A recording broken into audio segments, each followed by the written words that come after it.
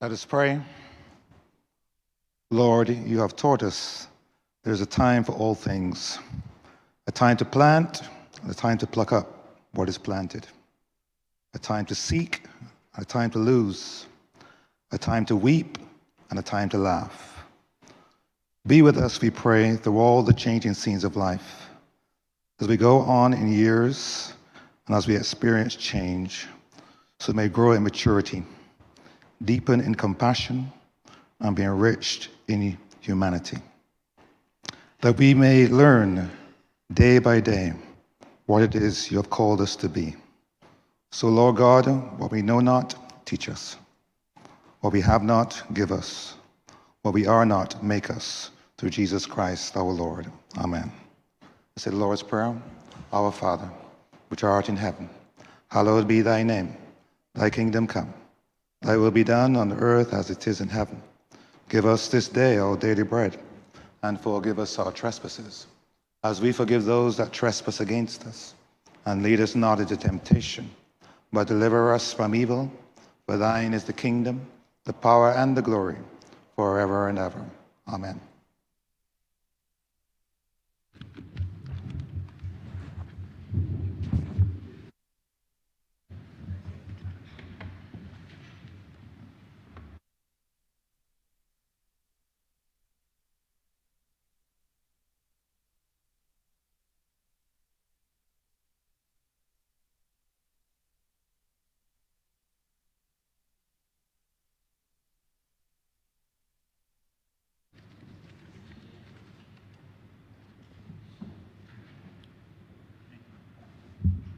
Before we commence proceedings, I wish to acknowledge the presence of the family of the Right Excellent Sir Garfield St. Albans Soros. This House is in session. Announcements by Your Honor. Minutes for the meeting held on Tuesday, 20th of July, 2026, to be confirmed. Honourable Leader of Government Business. Thank you, Mr. Speaker. I beg to move that the aforesaid minutes be confirmed. The question is that the aforementioned minutes be confirmed. All those honourable members in favour, please say aye. Those against, please say no. We think the ayes have it. The aforementioned minutes are hereby confirmed. Announcements by Your Honor, Mr. Speaker. Messages from His Excellency, the President, petitions, papers, government notices, private members' notices, notices of questions, reports from select committees, first readings of bills. Honourable Leader of Government Business. Mr. Speaker, I beg to move the first reading of the Barbados Diamond Anniversary Honour Bill 2026. The question is that the aforementioned bill be read the first time.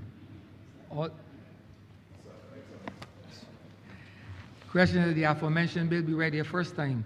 All those honourable members in favour, please say aye. Those against, please say no. Me think the ayes have it. Statements by ministers, congratulatory and/or obituary speeches.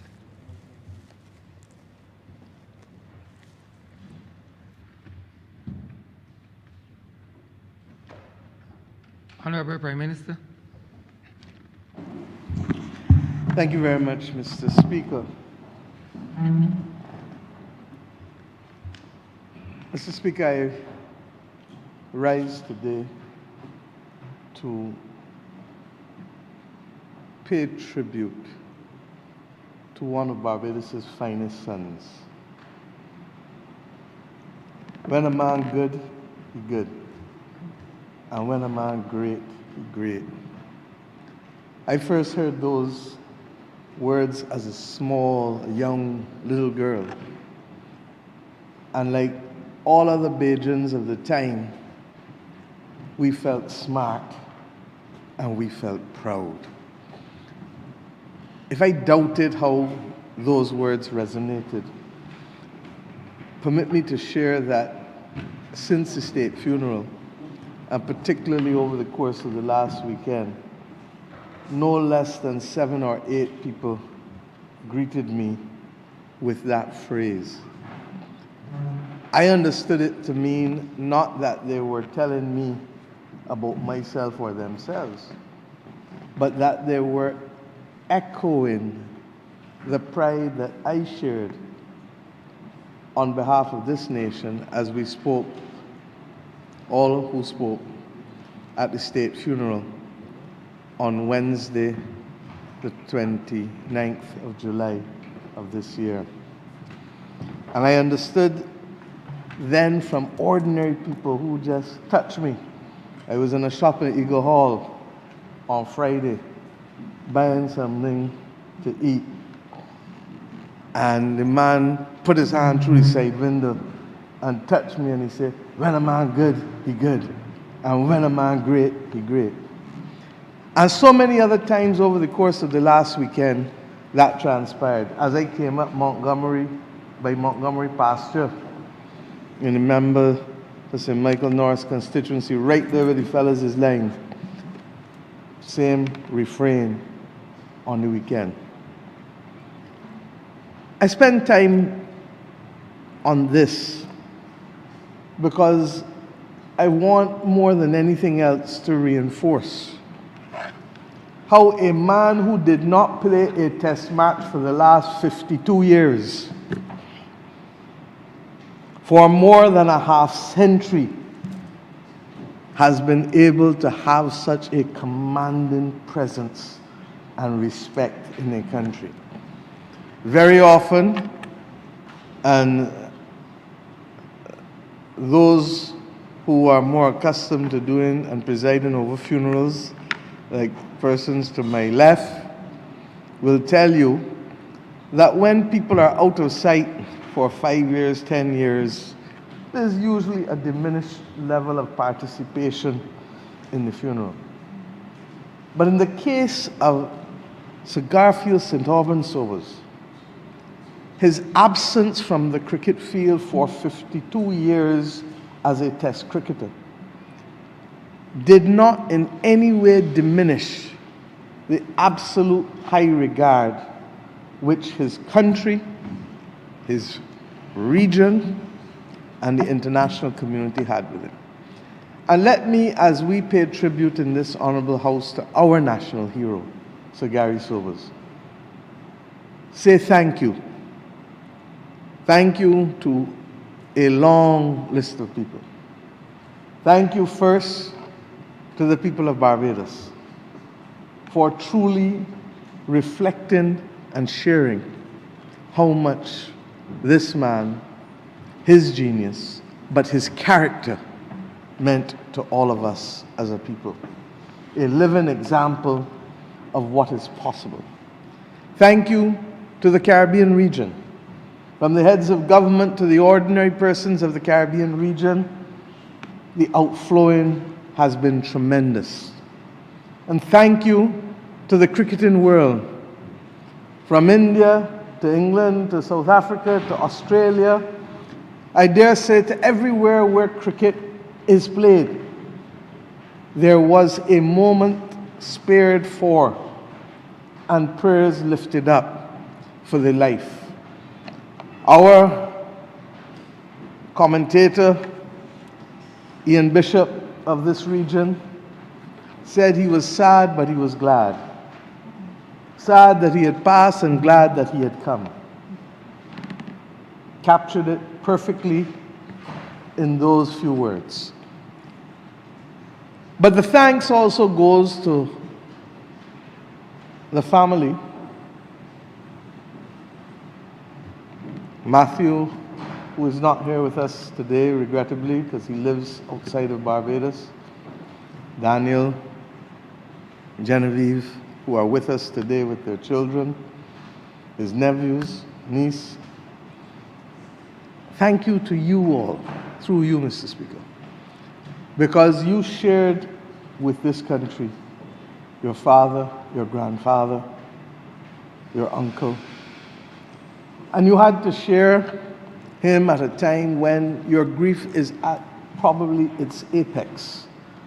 And that is no easy thing to do, because you are human and you have all of the emotions that come with the loss of someone who is dear and close. But I also want to thank Senator Lisa Cummins the Cabinet Secretary, and you permit me to call these names, sir, without prior notice, but I do so not as an act of disrespect, but as an act of congratulations and ultimate respect. Senator Lisa Cummins, who led the team, with Senator Archer supporting her. But the core team of the Cabinet Secretary, Selma Green, the Clerk of this Parliament, Pedro Eastman, the Permanent Secretary in the Prime Minister's Office, Alice Jordan, the Most Honourable Alice Jordan, the Chief Executive Officer of the National Cultural Foundation, Carol Roberts-Reefer, Mr. Shane Jones, who coordinated the media, and a number of others, and I single out Deputy Commissioner of Police Barry Hunt, and of course the Chief of Staff of the Barbados Defence Force, Brigadier Carlos Lovell. There were others who worked under them and worked diligently. It seemed as though on the morning of the 29th of July that the soldiers marched with a greater verve and dignity, and the police matched them in equal tone. It seemed as though on that day everybody knew that we were on our best behavior and that we wanted to be the best for the man who was simply the best. Sir, I start there in this very short tribute to be able to reflect the gratitude of a nation and of a parliament. It was in this parliament that the framework, the legislation for the national heroes of this country was first passed.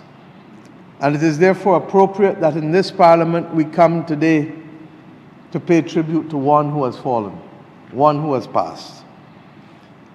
This was a man whose genius, and I'm sure others will regale it today, from the 8,032 runs to the test average, that I am sure that if he was playing as much cricket as others are playing today, that the numbers would even be greater. And I recall a speech that he made in India. And in the question and answer section, this was the same one that I referred to in the tribute at Kensington Oval, where he said his ultimate pride came from playing for country. But they asked him who else since him could be considered among some of the greatest. And with great humility, but with great precision, he said, and I thought, this is exactly how he used the ball. He said, I'm not sure that I can answer that question, because so much of the rules have changed, and so much of the practice has changed, that it is almost effectively impossible to make comparisons over the ages, because the ability to play with a helmet and not face the pace of a Linwall and Miller or Dennis Lilly without the benefit of any protection required a certain amount of courage. And then the rules as to how many bounces you can ball in an over that were clearly introduced by the ICC and the MCC to be able to thwart the West Indies' reign of, I was going to say terror, and then I thought maybe I shouldn't, but since it was echoed already in the chamber, I will say it, reign of terror. The rules were changed once again to literally disadvantage the West Indies in their ability to be able to play the game as it had been played for decades. I remember as a young student in London watching a cricket series called Bodyline that was effectively about England and Australia, this is long before the West Indies, you know, and the fact that these men used to ball bouncers and how the bouncers used to hit people and knock them down, etc.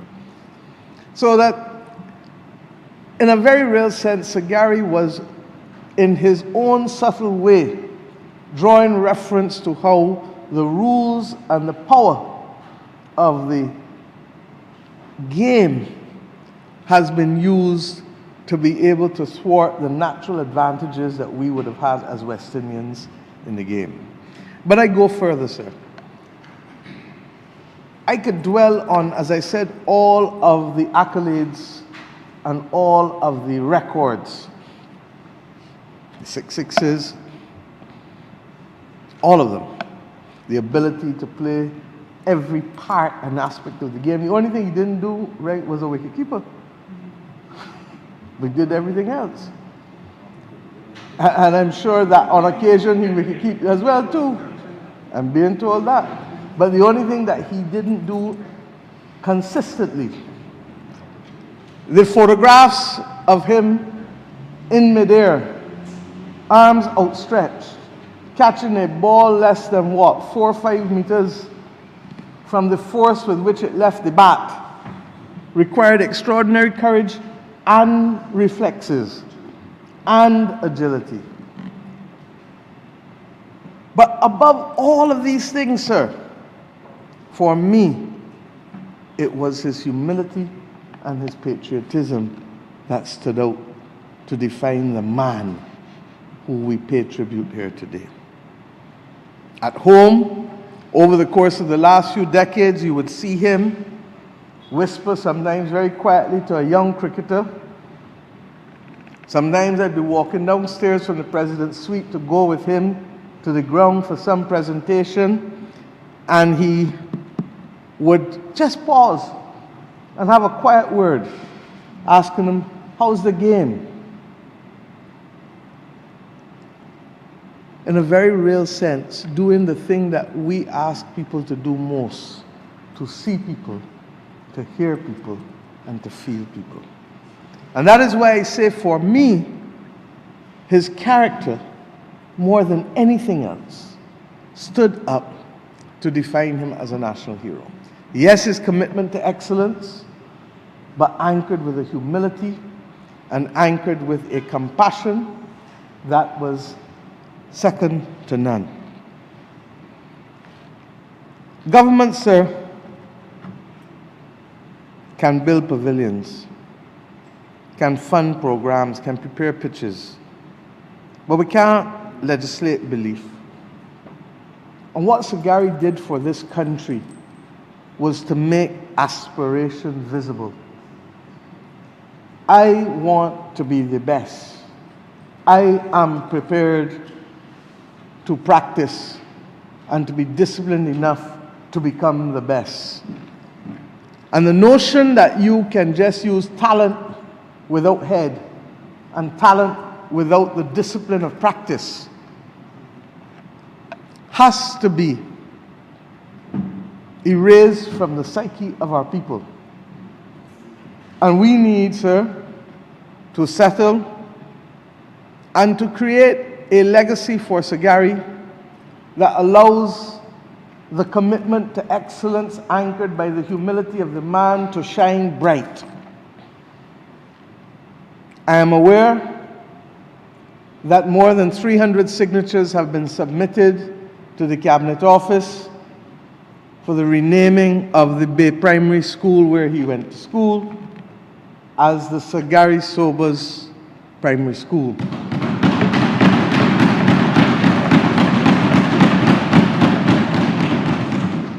I am aware that the matter is to go before the National Honours Advisory Council. But I would be surprised if there was anybody in Barbados who would find any difficulty whatsoever with the immortalizing of a man from the Bayland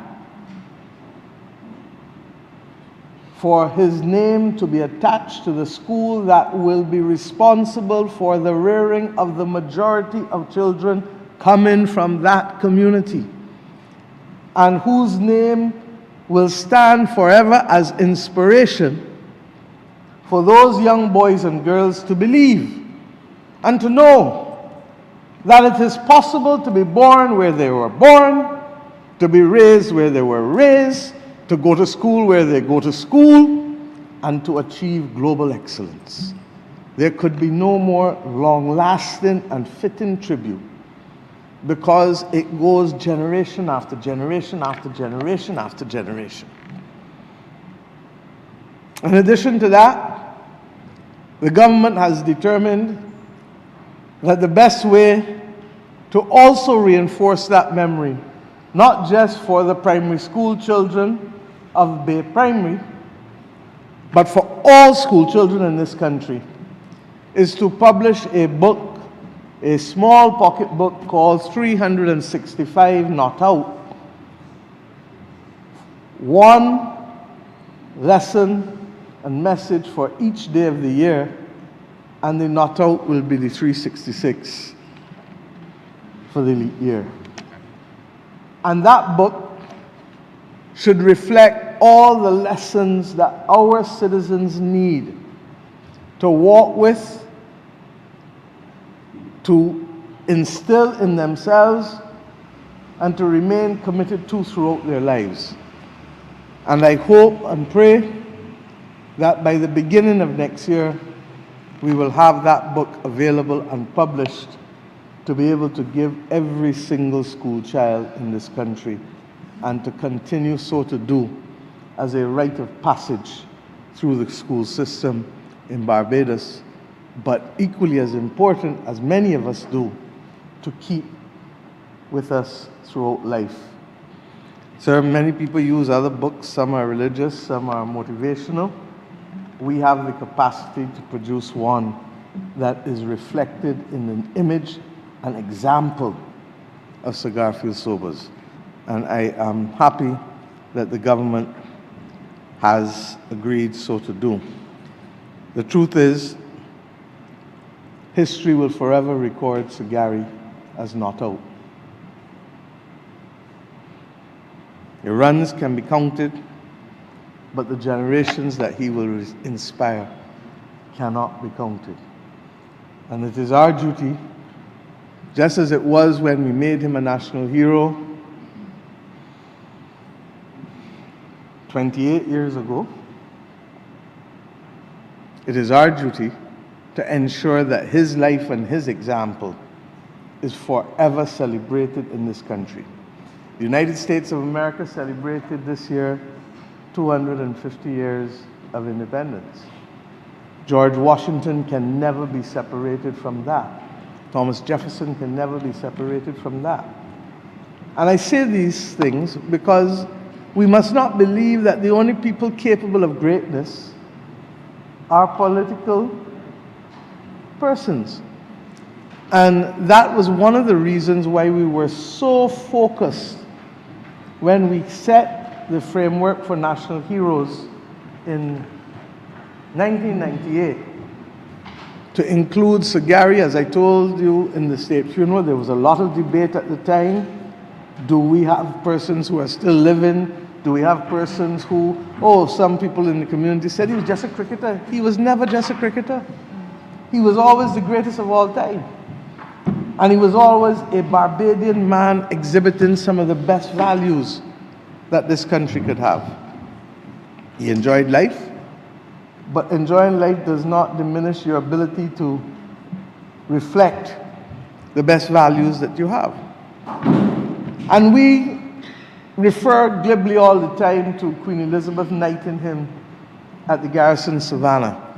But if you know enough about statecraft and about Buckingham Palace, you would know, sir, that it was an extraordinary gesture of high respect for Her Majesty not only to agree to knight him, but to come within less than a mile from where he was born to bestow that accolade and to have his investiture done in the face of all who raised him and all who celebrated him, and all who already felt long before the knighthood and long before the national hero status that this was the greatest man ever to play the game. Sir, I have spoken as Prime Minister on every occasion. Permit me to speak at a personal level now. Anyone who knows me knows that from the collar up, back through to pretending to be Sir Gary when you're a child batting, right through, and if there's any Bajan boy or girl who like cricket that never pretend to be Gary Sobers, then they're in the body. You understand? All who pretended to be somebody from overseas, they ain't born about here. But the member for Christchurch West will recall that at a school, a primary school that we went to school at, in fact, I now reflect on the fact, the only thing that I do left-handed is to bat. Everything else I do right-handed. Now, I'm not sure whether that was forced in on me, or I begin to wonder whether the batting of the left-handed was something that I adopted as a young girl, hoping that everything from the collar to the batting left-handed, that everything would allow me to get that much closer to a man who we saw as larger than life. The member for Christchurch West was at primary school with me, and we all used to play cricket on the hill. It was an amazing thing because as a left-hander, it meant that any shot I played on the leg side would go over the wall and you would immediately be out because you had to climb over the wall to get the ball. And the leg side was probably no more than about 40 feet from where you were batting. So that you had to learn as a left-hander to play shots on the offside. But I say these things because when all is said and done, we all know it is about how someone makes you feel and leaves you feeling. And Gary Sobers, on every occasion that I had the honor, and I say the honor because that is what it was, to engage with him as a little girl, as a young woman, and as Prime Minister, I can say to you that at no stage did I feel other than in awe of this man. Former Permanent Secretary Lionel Weeks spoke at the Legends on the Monday night before the state funeral. And Sir Hilary Beckles spoke as well, and he described Sir Gary, as did B.S. Weeks, as an intellectual. And I believe truly he was. For him to be able to understand velocity and angle and all of the other things that he could read that other cricketers and other human beings didn't see and don't read with the speed with which he did, reflects not instinct, but intellect and ability, in my view. And we often take a lot of things for granted. Look at this building. The people who built this building without the technology that exists today had to understand mathematics and physics. The carpenters in our midst who never went to university, but who can build trusses in a roof with perfection, implicitly understood physics and maths. I believe Sir Gary was such a person. And let us be very clear. I grew up in a Barbados where people sought to make fun of Sir Gary because of his command of the English language. Mercifully, we live in a Barbados now that accepts nation language.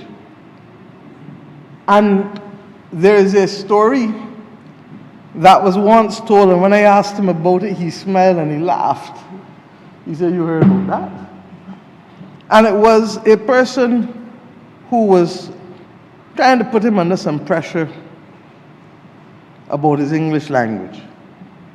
And Sir Gary's simple quip was, "I never set out to be the best English speaker in the world." And the person who he said that to should feel small, small, small. Because implicit in that statement was, what I set out to achieve, I achieved. I set out to be the greatest cricketer the world has ever seen. And I say this as a message to our people. Because too often in this country, people are looked down upon because they don't talk in the same way, they don't look the same way, they don't sound the same way. And this country must forever be that place that accommodates people. It doesn't mean that we should accommodate things that undermine values or respect. But the things that came to be associated with a colonial Barbados that sought not to see so many of our people and to listen to so many of our people cannot be the way in which we go forward as a nation, because we need every single Barbadian. And it's ironic because Christianity tells us that every one of us is precious in the eyes of the Lord. And therefore, if we are truly to live the Christian faith, and if we are to be also accommodating of other faiths that also reflect the same message, then it is important that in our everyday living, that we do like Sir Gary, and we pause and we ask that little child, "How you play today? How was your game?" Be able to see all and not pass judgment because of where a person is born, what they look like, or how they sound or speak. It is of significance that the remaining national hero of this country, like Sir Gary, was also born on the outskirts of Bridgetown in humble circumstances. It is significant that both of them came to achieve greatness in the eyes of the world, not just of Bajans or Caribbean people. And it is pleasing to me that I was able to bring together both of them. I think it was the 29th of December 2019 when they first met, and to allow both of them to appreciate and respect the genius of each other. We have lost a great Barbadian, but he shall never be erased from our memory. And the actions which we take as a government, and I make it clear that I support the petition by the residents of the Bayland, but the other actions that we take to celebrate him and his life must not be to simply reflect on him and his record, but must always be a platform to see where the next Gary Sobers is going to come from, where the next Robin Rihanna Fenty is going to come from.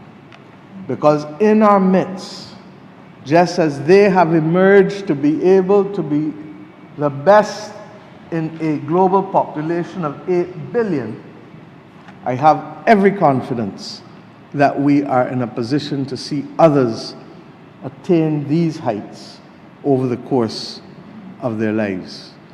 Mr. Speaker, it is with absolute honor that I pay tribute to one of the greatest Barbadians ever to have lived, and that I ask formally that a resolution of this Honourable Chamber, which I shall now read, be passed. Whereas the Right Excellent Sir Garfield St. Albans Sobers, Knight Bachelor, National Hero of Barbados, Officer of the Order of Australia and member of the Order of the Caribbean Community, passed this life on the 17th day of July 2026, 11 days shy of his 90th birthday. And whereas this distinguished son of the soil, born in the city of Bridgetown in the Bayland on the 28th day of July 1936, the fifth of 6 children of Shamont and Thelma Sobers, rose from the humblest of origins to become, by universal acclaim, the greatest all-round cricketer the game has ever known. And whereas he first represented the West Indies in March 1954, at the age of 17 years and in a Test career spanning 20 years, amassed 8,032 runs at an average of 57.78 and took 235 wickets in 93 Test matches, and in first-class cricket scored in excess of 28,000 runs and captured more than 1,000 wickets. And whereas at Kingston, Jamaica in 1958, at the age of 21 years, he made 365 not out against Pakistan, then the highest individual score in the history of Test cricket, a record which stood for 36 years before it was surpassed by another son of the Caribbean, Brian Charles Lara. And whereas at Swansea in Wales on the 31st day of August 1968, playing for Nottinghamshire against Glamorgan, he struck 6 sixes in a single over, a feat of audacity and mastery which endures among the most celebrated moments in the annals of the game. And whereas he captained the West Indies from 1965 to 1972 and was chosen to lead the rest of the World 11 in 1970, and by his conduct both on and off the field of play carried the name of Barbados and of the Caribbean with honour into every cricketing country of the world. And whereas at the Melbourne Cricket Ground in January 1972, leading the rest of the world against Australia, he scored 254 runs in an innings which Sir Donald Bradman described as the best innings he had ever seen. And whereas he was created a Knight Bachelor by Her late Majesty Queen Elizabeth II at the Garrison Savannah in February 1975 and was named a National Hero of Barbados in 1998 and accorded the style and title of the Right Excellent. And whereas he was adjudged a Cricketer of the Century by Wisden Cricketers Almanac in the year 2000 and was inducted into the ICC Cricket Hall of Fame in 2009, and whereas his name is borne in perpetuity by the Sir Garfield Sobers Trophy, awarded annually since 2004 to the ICC Men's Cricketer of the Year and by the Sir Garfield Sobers Sports Complex in this island. And whereas in the years when this country moved from colony to independent nation, his genius gave to a young people the priceless gift of belief, standing as living proof that excellence of the highest order could come from these shores. And whereas for all the magnitude of his achievement, he remained a man of singular humility, courtesy, and generosity, who greeted the head of state and the taxi driver, the celebrated and the child seeking an autograph with the same smile and the same respect, and who gave freely of his time to the encouragement of young sportsmen and sportswomen. Be it resolved that this Honourable House pay the accolade of its highest tribute to the late, the Right Excellent Sir Garfield St. Albans Sobers, National Hero of Barbados, as an exemplar of excellence, dignity, humility, and grace, and record its profound gratitude for a life which brought unmeasured honor and joy to this nation and to the people of the Caribbean. And be it further resolved, Mr. Speaker, that this Honourable House share the sorrow felt by a grateful nation and extend its deepest sympathies to his children Matthew, Daniel, and Genevieve, to his brother Cecil, to his grandchildren, to his other relatives and dear friends and express its wish that they be comforted by the memory of a life lived selflessly and in service of his nation and his people. Mr. Speaker, I'm obliged to you.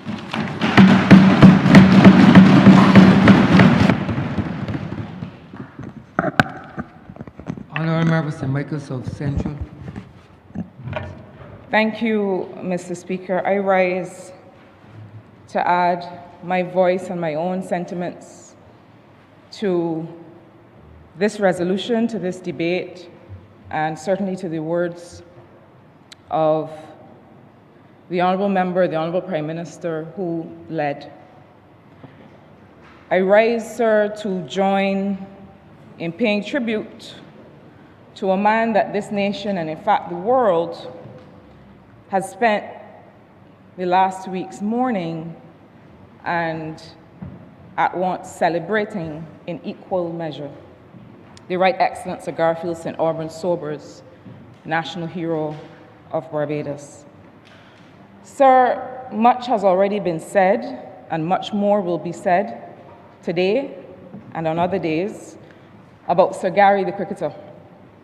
The records will be recited again: 365 not out, 6 sixes in an over, 93 tests, 235 wickets, and, sir, a captaincy that changed how the world saw us. Those records, sir, deserve to be recited. They are extraordinary. And I do not diminish them by choosing not to dwell on them today.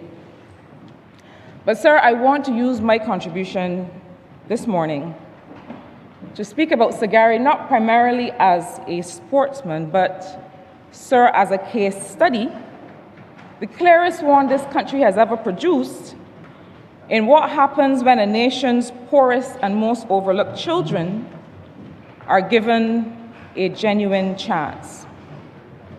Because that, Mr. Speaker, is the actual story of his life. And I believe it is the tribute that he would want me to share with this House. Sir, let me say plainly at the outset that I never had the privilege of watching Sir Gary bat in his pomp. I belong to a generation for whom his batting lives only in grainy footage and in the stories older Barbadians still tell. My grandmother was one of them. With exactly the same reverence every single time, as though the innings happened yesterday. But not having seen him play, sir, never once diminished my admiration for him. Because cricket has never been a distant thing to me. I have followed the game closely my whole life, taught by that same grandmother. One of the things a lot of Barbadians do not realize is that women of a certain generation, with the radios next to their ear as they moved about the house and the yard, women of a certain generation were actually the ones that passed on love of cricket to their future generations. And so I had that privilege. My father's mother, and then my father, encouraged in me a love of the game. So I followed it closely my whole life, the way so many Barbadians do, as something close to a second faith. And I had something better still than having watched him play. I knew him as his Member of Parliament, and if I'm being honest, simply as an admirer of what he represented. I made it my business, and I had the pleasure of being invited to visit him on his birthday and on other occasions in the year that mattered to him and to St. Michael South Central. I'm not going to pretend, sir, that those visits were anything other than what they were, a privilege. To sit with a man who had done what he had done, and to find him on each occasion gracious and unfailingly interested in the people and the place around him. And that is something that I will carry with me for the rest of my life. While I had the pleasure of hearing firsthand some of Sir Gary's cricket stories, later on, I also found that he was less eager to talk about those things and more eager to talk about me. to talk about the community. He would ask me, how are the rest treating you? And he was making reference to some of his friends and my own colleagues in this honorable place. And he would want to know how I was getting on in the business of service to the people of this country. But sir, let me start my tribute where his story starts, and where mine, in a sense, meets his. Sir Gary was born in Bridgetown in 1936, one of 6 children, and we know the story of the loss that his family experienced early on, of Shimon and Thelma Sobers. Now, he grew up, as we know, in St. Michael South in the Bayland, which is the constituency next to my own. And when he was 5 years old, his father, a seaman serving with the Canadian Merchant Navy, was killed when a ship was torpedoed during the Second World War. And Thelma Sobers was left to raise those children alone in wartime Barbados on a working woman's means, on a working class family's means, I should say. And I asked this House to sit with that for a moment. The greatest cricketer the world has ever produced began his life as a fatherless boy in a large working class household. Precisely the child that our systems, then and now, are most likely to overlook. But Sir Gary was from the start multi-talented. He played basketball, he played table tennis, and at just 15 years old, he was a goalkeeper for Notre Dame Football Club. Good enough, by his own account, to go an entire season without conceding a single goal. That is the story that he tells. I share that detail deliberately, Mr. Speaker, because it matters to the story that I want to tell as I pay this tribute today. This was not a child who drifted into cricket for lack of anything else to do. He was already exceptional at other sports, and in the case of football, at another sport entirely. So why cricket? The official accounts many of us have read in the tributes these past weeks tell us that a severe leg injury ended his football career and turned him toward cricket. That may well be part of the truth, but it is not the whole truth, and I think that Sir Gary deserves the last word on his own life. He tells us that it was not an injury, but a choice. And he tells us that cricket offered him something football at that time did not. And that was a chance to explore the world, to travel far beyond these shores. That was a young man's calculation about where a poor Barbadian boy's talent could actually take him. And it turned out to be exactly right. But Mr. Speaker, here's a part of that same conversation that I consider the most important thing that Sir Gary has ever said publicly about his own life. More important in some ways than any score he has ever made. He did not tell us that he rose through sheer individual brilliance alone. He told us about the people who put him in a position to be seen. Sir Gary spoke of a groundsman named Frank, who used to carry him around on his bicycle to different grounds so that the young Sobers could get a game. He spoke of a Captain Farmer who enrolled him in the police band, not because Sir Gary had any particular gift for music, but because band membership was the door that let him play for the police cricket team, a stronger standard of cricket than a poor boy from St. Michael South could otherwise have reached. And he credited Sir Captain Farmer, alongside the former West Indies captain Dennis Atkinson, with opening the doors that eventually carried him to the highest level of the game. Mr. Speaker, that is the whole argument that is a part of this tribute I want to make to this House today, and I make it deliberately as a part of this tribute in the shadow of his memory. Frank, the groundsman, did not have institutional power. He had a bicycle and the will to use it. Captain Farmer didn't have a formal pathway for Sir Gary. He didn't have a formal pathway to offer a talented poor child. None existed. So he built one that he improvised through the police band. because he refused to let that talent go to waste. And if you hear Sir Gary tell this story, he talks about how he used to play around with the bugle. He just used to pretend to blow it, to show up at practice and make it look as if he was doing something, because being a part of that police band was his doorway to the game that he loved. But sir, there is a more precise way still to understand what he was up against in those days. And it is not only his own memory that tells us so. For most of the 20th century, the established route into top-level Barbadian and West Indies cricket ran through a small number of elite secondary schools. Harrison College, Commonwealth, and the Lord's School chief among them. And those schools' cricket programs, coaching, and let us call it out, those schools' old boys networks, fed directly into the island's leading clubs. And if I recall, I believe that not only did those schools have Division I teams, but you would find that the Commonwealth boys would end up with Empire, Harrison College might end up at Spartan, and so that path was automatically created. This is documented history. And those of us who study the game carefully would know that it is a subject of a full academic study, Keith Sandiford's Cricket Nurseries of Colonial Barbados, that covers precisely the years of Sir Gary's rise. In that same conversation where Sir Gary tells us about this, he says plainly that he did not have Harrison College and Commonwealth behind him the way others of his era did. He didn't have that gate, but he had Frank's bicycle and he had Captain Farmer's police band. But sir, while we are thankful for those avenues, we know that a nation can't build its future on happening to be fortunate. Mr. Speaker, talent is distributed evenly across this island, across every parish, across working class communities, and other kinds of communities.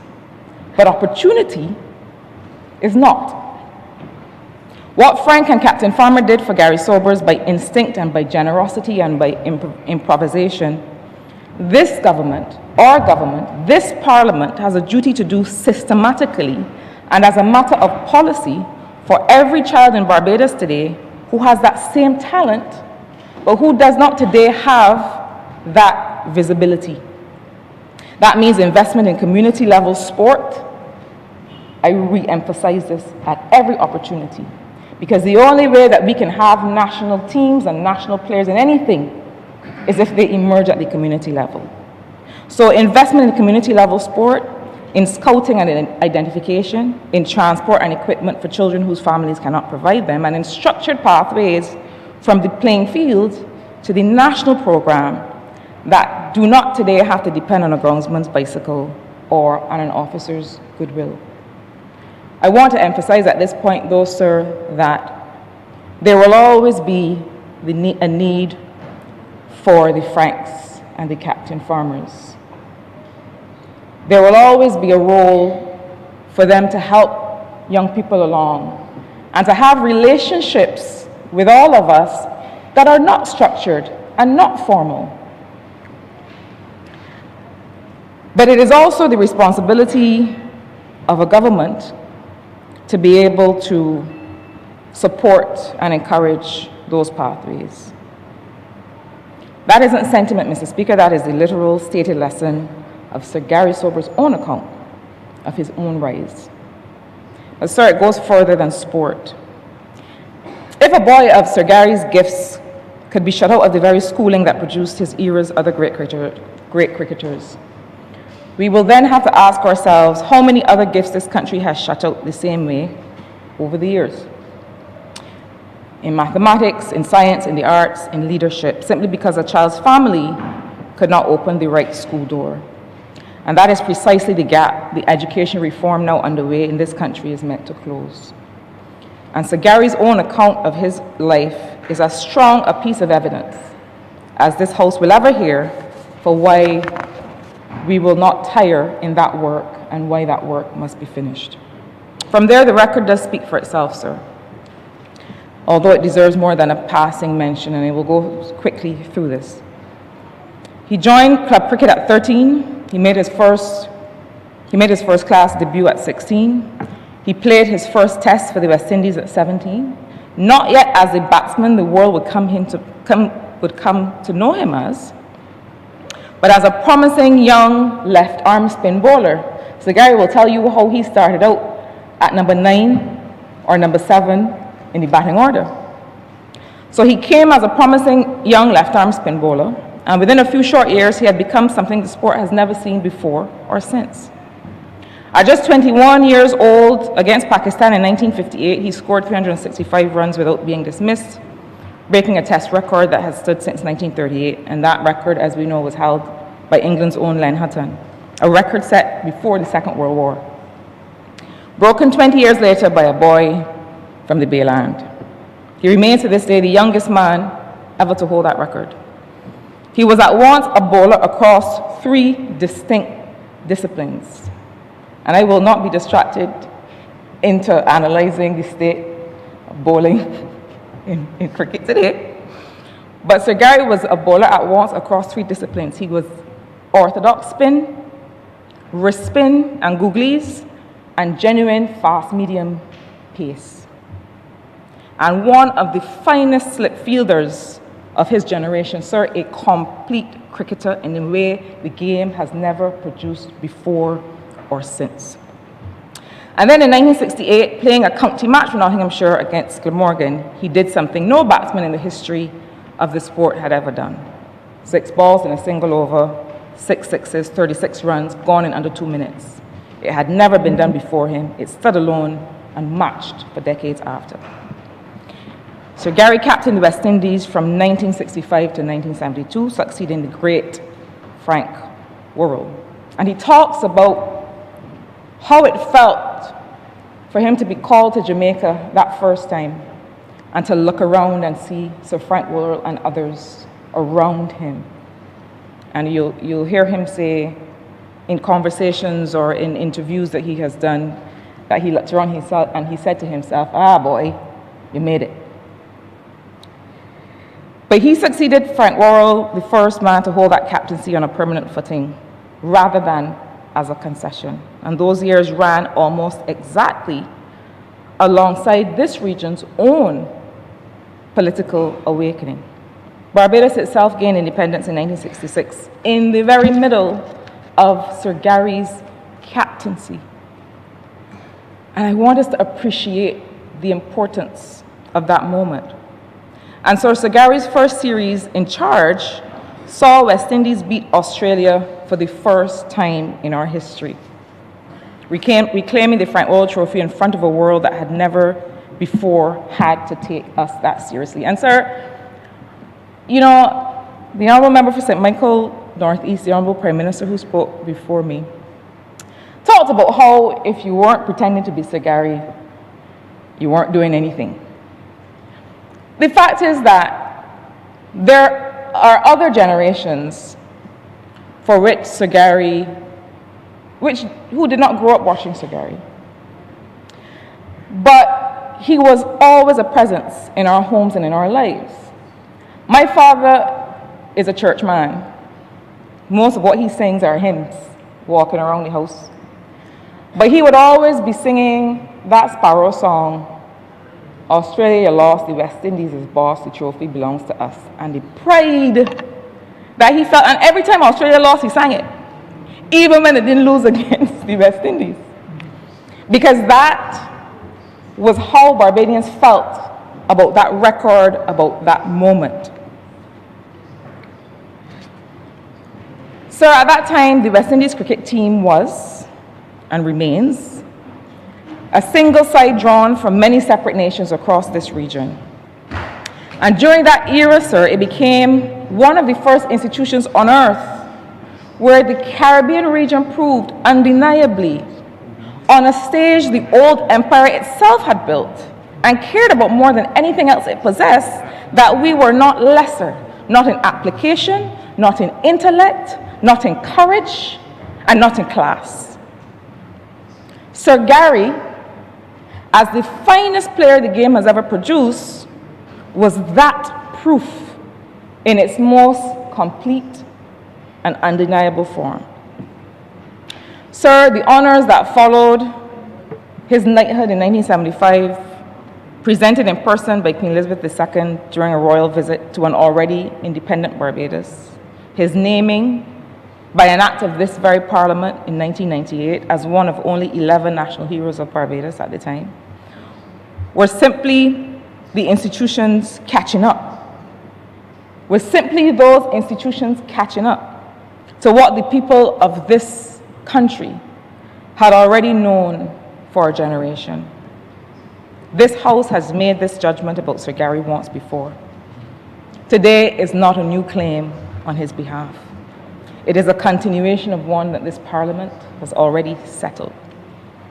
Mr. Speaker, before I move toward a close, I want to speak about something I don't know has been said in the midst of all of the tributes of the last couple weeks. And that is what Sir Gary made possible for those who came after him. People who mean as much to me personally as a lifelong follower of the game as he came to mean to this House as a national hero. Consider Malcolm Marshall, also a son of St. Michael, and by the judgment of most who watched him, and some of my colleagues in this chamber all know how I feel about the game and the legacy of Malcolm Marshall.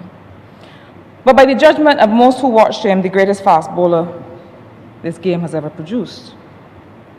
His father, a policeman, was killed in a road accident when Malcolm was still a baby. And like Sir Gary, he was raised in a working household by his mother and his grandfather, without the connections that came with privilege. Malcolm Marshall terrorized the finest batsman on earth for the better part of 2 decades. In West Indies sides that the whole cricketing world just assumed by then to be the best in it. That assumption was not always there, sir. Sir Gary's generation had to fight, series by series, to establish it.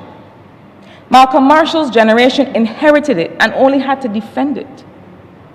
That is not a small thing to hand down to a boy from St. Michael coming after you.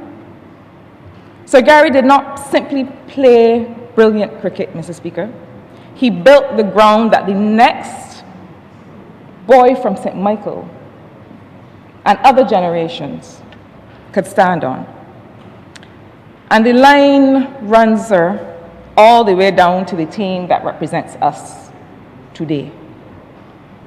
Shea Hope, our current one-day international and T20 captain, a Barbadian wicketkeeper batsman with more than 150 caps for West Indies and closing in on 20 centuries in that format, plays a version of this game that exists in real part because Sir Gary first made the world take West Indian cricket seriously enough to build something that would be worth inheriting. I want to place something on record here, sir. I'm sure many of us have seen it. 2 days after Sir Gary passed, on the 20th of July, West Indies met New Zealand in a one-day international at the Kensington Oval, the very ground that bears the Sir Garfield Sobers Pavilion, the very ground where he made his name. Both of the teams wore black armbands. Both sides stood for a minute's silence before a ball was bowled. And West Indies came desperately close to winning that match for him, falling agonizingly short by a single wicket, and I could still feel the pain in my bowels, sir. Afterwards, Shea Hope did not speak first about the defeat. He said, and I quote, "Unfortunately, we couldn't get that win for the great man." Mr. Speaker, that is a quote from a young Barbadian cricketer born 19 years after Sir Gary had already retired from the game, telling the country, without being asked, that he still felt like he owed Sir Gary something on the very ground where it all began. The thread runs, sir. I never saw Sir Gary bat in person, Mr. Speaker, but I've watched Shea Hope bat more times than I can count, and I've admired Malcolm Marshall's bowling more times than I can count besides. That, I would suggest to this House, is what a legacy actually looks like. Not a pavilion alone, we have that too, and we have other markers of his legacy. But a living, breathing sense of debt and gratitude felt by men and women who never saw him play either, carried forward onto the very soil where he first carried it himself. Mr. Speaker, when Sir Gary left us, it felt like an almost palpable withdrawal of greatness and love and care and friendship and all the other things many of us enjoyed from this earth. And sir, that line, from Sir Gary to those like Malcolm Marshall to those like Shea Hope, does not run through the men's game alone. Hayley Matthews is also a constituent of St. Michael's South Central, just as Sir Gary himself became. Before she was ever a cricketer, she was a javelin thrower good enough to win gold at the Carifta Games. Another gifted Barbadian, forced like Sir Gary with his football to choose between two sports she excelled at. And like him, she chose cricket.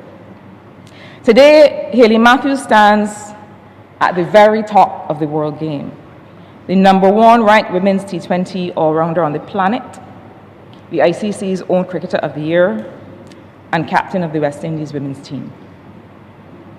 When my constituents point with pride at Sir Gary's memory, as they often do, many of them are in the very same breath pointing at Hayley Matthews' training on those same grounds today. It's not a coincidence that I take lightly, Mr. Speaker, and I do not think this House or this country should either. The door that Sir Gary forced open all those years ago did not stay open for men's cricket alone. And that is real progress, and that is real legacy. That door stayed open long enough, sir, and wide enough for the women's game to walk through it too. And St. Michael's South Central has now given this country both ends of that story. In his later years, sir, Sir Gary's great sporting passion became golf, pursued with the same relentless appetite for mastery that had carried him through every discipline before it. And eventually, the cricket stories became golf stories for those of us who would talk with him. And when his playing days were done, and the whole world was genuinely open to him, he came home. He chose to live not merely in Barbados, but specifically in St. Michael's South Central. He grew up next door in St. Michael's South, became a global icon, and then, in the fullness of his fame, chose to spend his later years among the very people I have the honor to represent in this House. I knew him, my constituents knew him, not as a legend at a distance, but as a neighbor.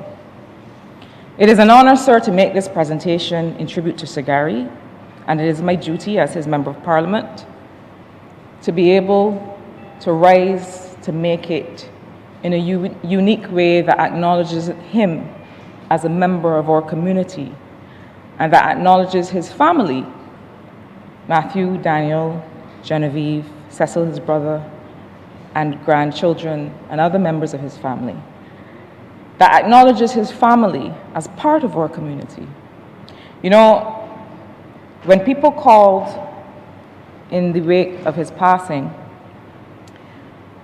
and I say this because I haven't said this through you, Sir Daniel, to you before, but many constituents and members of the community had such concern for the family, feeling as if you were part of us, and feeling as if Sir Gary was being fully embraced, and constituents of St. Michael's South Central feel special. They feel, oh, okay, yes, Y'all can have him, but he is from our community. And that is something that they made very clear and they feel very proud of. And they also feel, as I do, that it must have been quite a sacrifice, and we take it quite as a gift, for him to have been given by you to the country and to the world. That level of performance and service, and to hear Sir Gary talk about how it was never about him, it was always about whomever he was representing, his country, the West Indies, even a club. That calls for quite a bit of sacrifice and to be on that journey with him, and we thank you for that. Mr. Speaker, the tribute that this House owes to Sir Gary's memory is not only ceremonial, it's not only a matter of moving of emotion or the observing of a moment's silence, however deserved.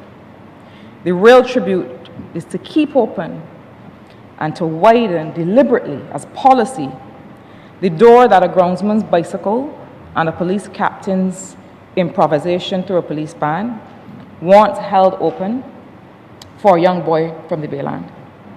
Every child in this country with that same talent deserves better than to depend on the same luck that he depended on. And we hold that challenge as a parliament, as a government, central to our policy and to everything that we do. We hold the commitment, just like Frank did, and just like that police captain did, to be able to see people that would otherwise not be seen, and to develop policy for them, and to develop programs for them. So Gary didn't inherit opportunity. It was created for him by people who chose to see him. And he spent the rest of his life proving that that trust was not misplaced, and then passing it forward in the whispers to other players, as you heard the Honourable Member for St. Michael Northeast make reference to. And then whether he ever meant it to or not, pass it forward in legacy to Marshall, to Hope, to Matthews, and to every Barbadian cricketer or athlete or musician or anybody else bearing a talent. This Parliament and this nation now owe the same act of creation to whomever comes next. Wherever in Barbados that child is growing up today, not yet seen. Rest well, Sir Gary. Barbados, the Caribbean, and the world are larger because you passed through them. And St. Michael South Central was fortunate enough in the end to be the place that you called home. And somewhere on a school ground in this country today, unseen, is the next Marshall or the next Hope or the next Matthews or the next Sir Gary, waiting only for a Frank, a Captain Farmer, or this Parliament to notice. And I call on us all to let it be us that notices and that keeps that door open. Mr. Speaker, I'm obliged to you.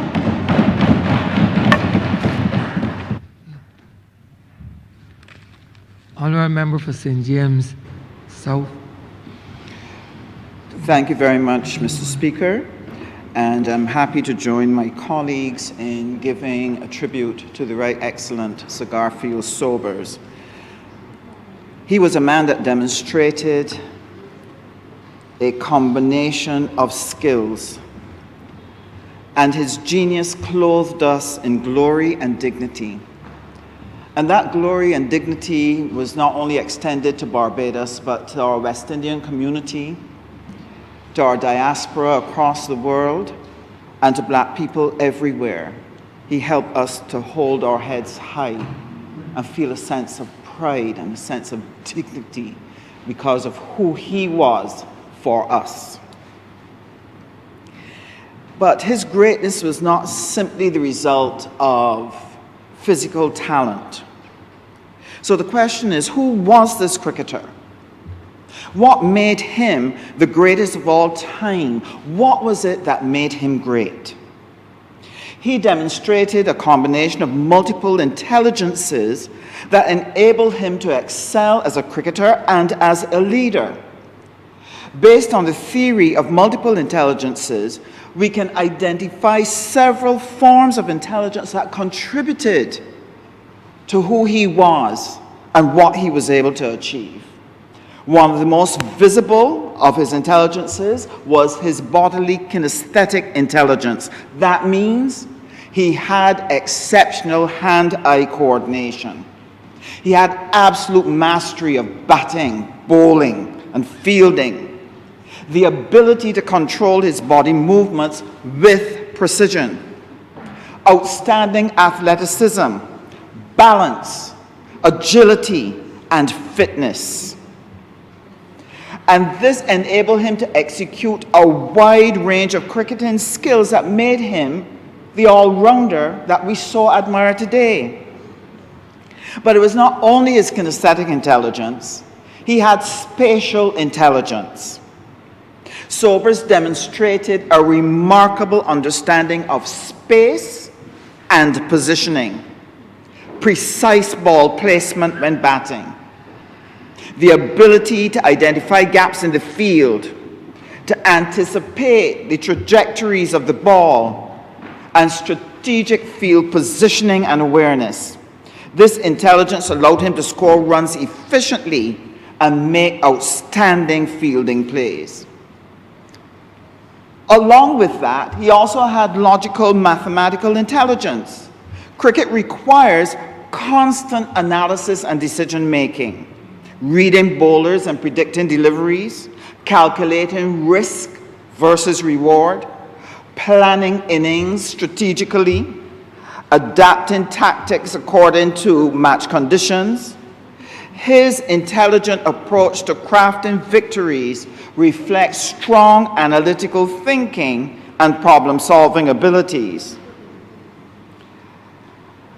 But one of the things that we have admired and that people spoke about was his person, his character, where he showed a deep understanding of his own strengths and his limitations, his ability to maintain confidence under pressure, to be able to exhibit self-discipline and emotional control. And these came from his deep self-awareness, which flows from out of his intrapersonal intelligence. But he was more than just the all-rounder. He was a leader that was able to lead a team and inspire people to victory. And therefore, his interpersonal intelligence came into play because he was such a good team player. And he demonstrated strong social intelligence. He inspired his teammates. He understood team dynamics. He communicated effectively. And he was constantly motivating others. His leadership was built on the ability to connect with and to influence people. But one of the things that is highly unusual is his ability to exhibit strategic intelligence. And every elite athlete does not necessarily possess it. Elite performers use strategic intelligence to be the best. And he demonstrated that when he read the flow of a match, making tactical adjustments, understanding your opponent's weaknesses, and creating winning opportunities. That's how he was able to craft for the West Indies so many victories, because there's no way to anticipate everything that will happen in a game. There is no way to anticipate how you should respond to every single thing that shifts in a game. But he was quick and he was fast because he had these multiple intelligences that were finely honed and used to be able to move cricket to its ultimate best and to become the world's best. So, in Sir Garfield Sobers' excellence, what we see is the integration of several intelligences. And what makes him extraordinary was, it was not just one intelligence alone, but the seamless combination of his physical, cognitive, emotional, and strategic abilities that allowed him to perform at a level that few athletes have ever been able to reach. His life and his example therefore begs a question. How can we develop the full potential of every child?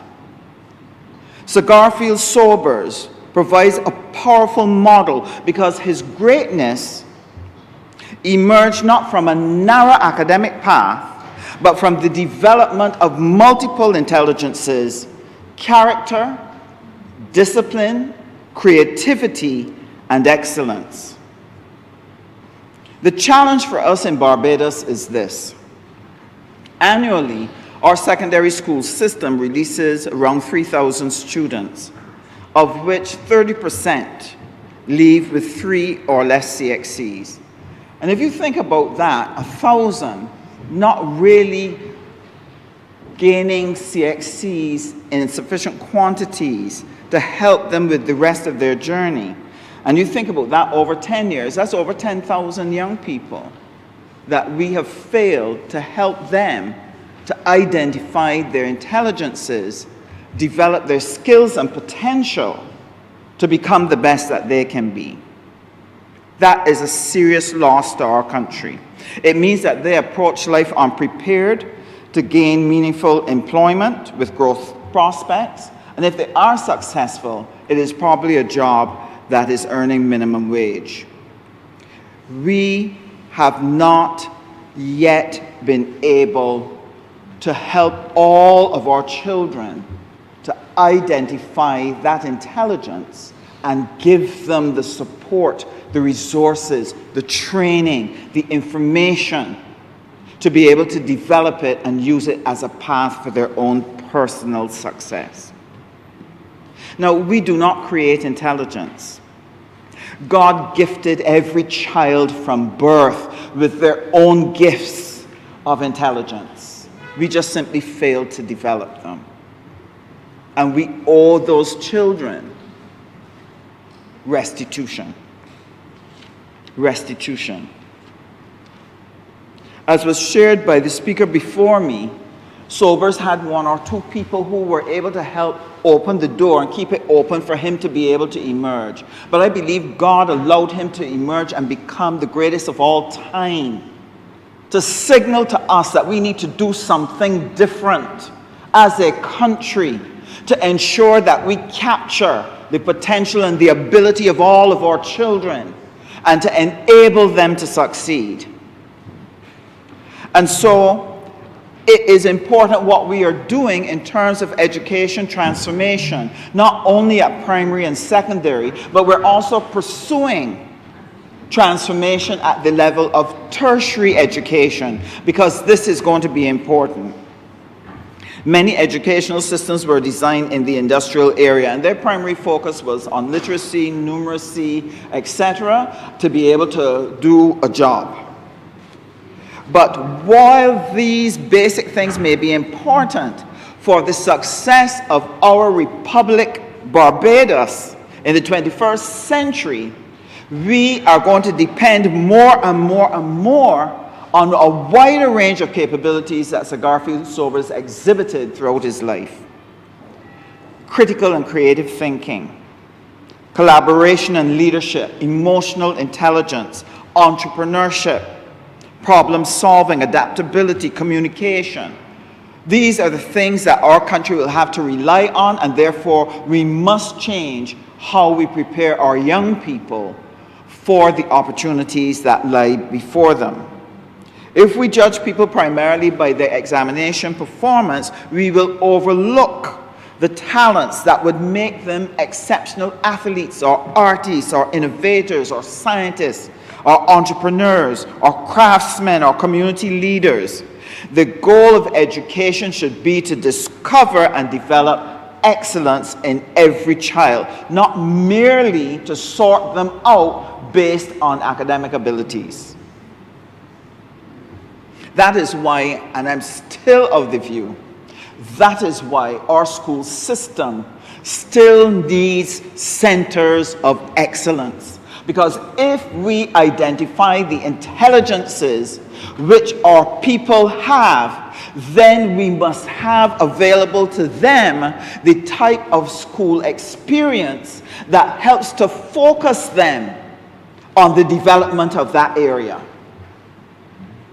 I remember I was discussing education with a non-education person some time ago, a few years back. And they said something that absolutely stunned me. I was talking about how important it is that young people get the opportunity to have extra lessons so they can build up the areas where they are weak. He said to me, no, extra lessons should be given in the area of their strengths so that they can reach the height of creativity and excellence in the area that is so natural to them. All they need from the other studies are the basic handful of skills and knowledge that support that base potential. Enough English, enough maths, enough whatever. They don't have to be stars in those areas. What they must be, stars in the area of their potential. And this is the change that we need to see in our educational system. Now, the Ministry of Technical and Vocational Training is a new ministry, and we have been tasked to produce a wide range of technological and vocational skills that will broaden the choices which will develop the multiple intelligences of our children and our people. We will not only produce persons with competencies in a wide range of areas, but we will also ensure that we bolster them with the social and emotional learning, the digital skills, the financial literacy, the problem solving, the conflict management, all of the additional set of skills that help them to be successful in whatever environment they may seek to function. We intend in the Ministry of Technological and Vocational Training to adopt a multiple intelligence approach to how we train this next generation of our children, so that they're able to develop their linguistic intelligence, their logical and mathematical intelligence, their spatial, their musical, their kinesthetic intelligence, interpersonal, their naturalistic, whatever level of intelligence they have been gifted with, we want to be able to help them develop it and be able to chart a career path that will take them on to excellence and so be a credit to their nation in the way in which Sagari was a credit to us and will be for many years to come. So for our ministry, talent discovery is a national priority. Our institutions will seek to identify and nurture our students' strengths and ensure that they can meet global standards. And better than that, set global standards in the way that Sagarfield did for us. Students should have opportunity to explore sports and visual arts and performing arts, coding and technology, agriculture, environmental stewardship and leadership. The question that we should be asking, it must shift from what subjects is this person good at? That question has to move, and we have to shift to in what ways is this person intelligent? And once we can do that, we'll be able to give them a personalized path towards their own development. Now, Sobers wasn't only talented, he had the social emotional qualities that were necessary for success. He was disciplined, he was resilient, he was competitive, he was adaptable, and he was deeply committed to his country and to excellence. And therefore, it's important for our tertiary institutions to teach this. You see, once upon a time, you would learn that at home. He obviously got it from there. He got it from his community. It was so natural. It was all around him, reinforcing. He was seeing examples of the behavior. So he was able to imitate and emulate what he saw and brought it to bear on his cricketing skill.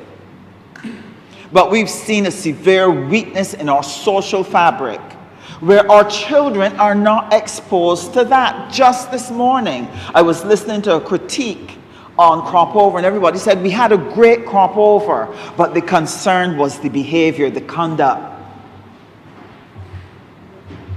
What our children saw and heard. And if we keep feeding them that, that is what they will produce. We have to do for them what Sir Garfield Sober's community, his school, his family, his parents around him, what they did for him, we must do for this next generation, so that we intentionally teach our children persistence, self-management, teamwork, integrity, respect, service. But because it's broken in the wider society, it means that we have to integrate those into our school system. Do not take for granted that every child will get that exposure. This is what we owe to the legacy of Sir Gary if we're going to produce more Sir Garfield St. Alban Sobers in our midst. Just imagine an education system where every child leaves school believing, I have unique strengths, because somebody helped me to see it. And I was able to demonstrate my prowess because we developed it.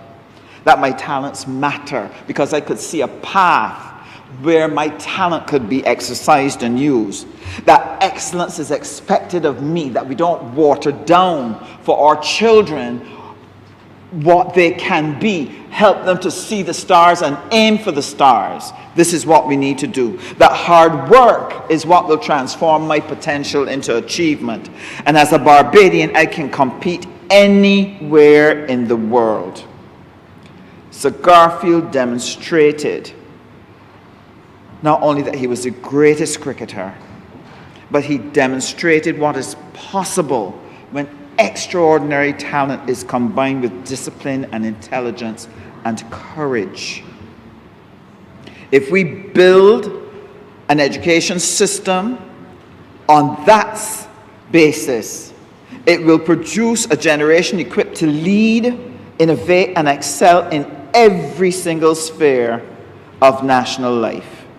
Just imagine if we were able to produce 5,000 Gary Sobers, or 10, or 20. This country would be rich beyond its imagination.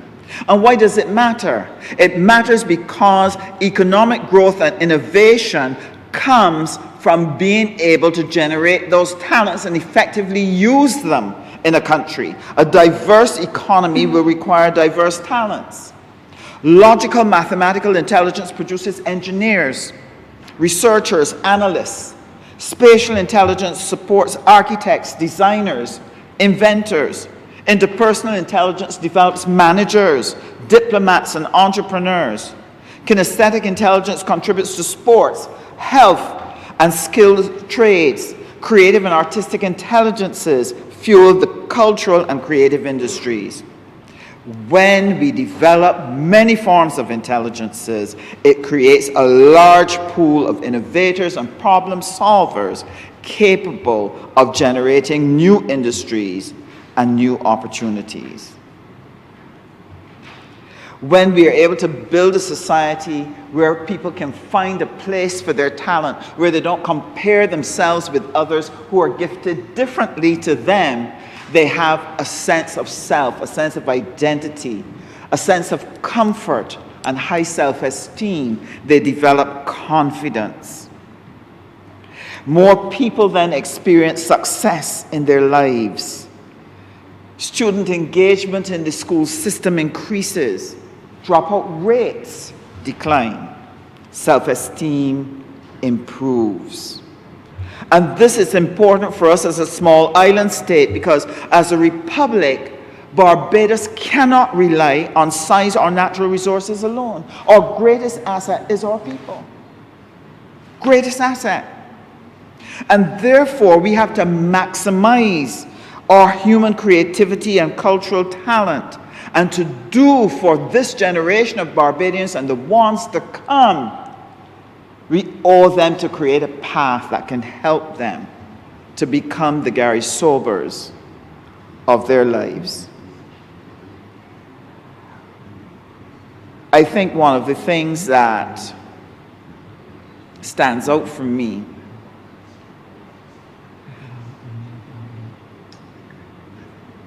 so often in life, people want life to be a straight line where everything is in order and everything steps 1, 2, 3, 4, 5, 6, and it gets there. But life always has twists and turns, and they have to be managed, and that's what Sagari did. He demonstrated that a young Barbadian can rise from a small island, from a small village, and become the world's best. This is a valuable lesson for our children.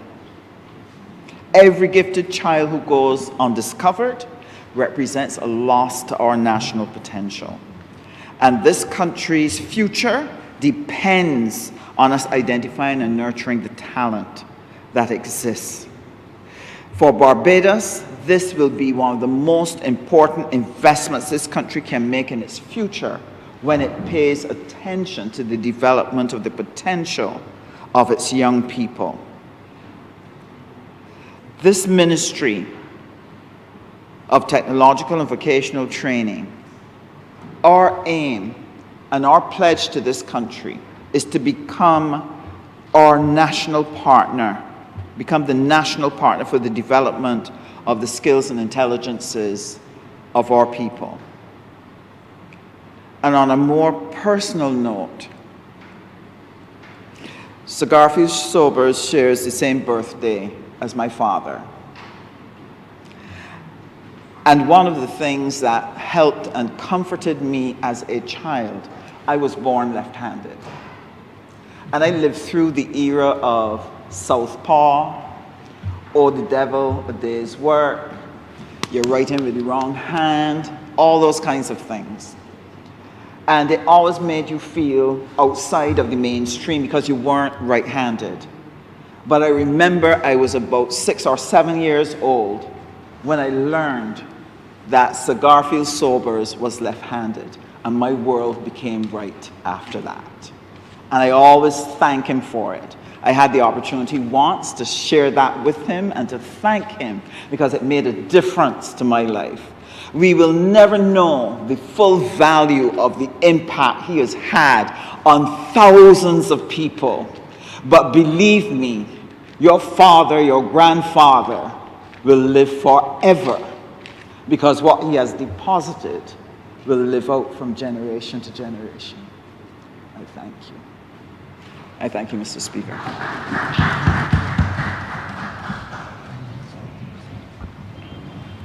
Honourable to St. George South. Thank you, Mr. Speaker.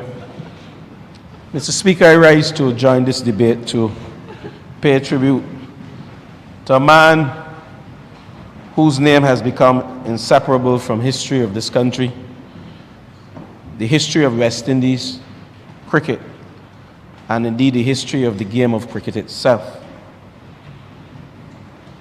Sir Garfield Sobers, they are cricketers who have great records. They are also cricketers who have had great moments. And they are cricketers who have become famous. And then there are the very few who became part of the mythology of the game. That's the very few. And Sir Garfield Sobers, he belonged to the race category.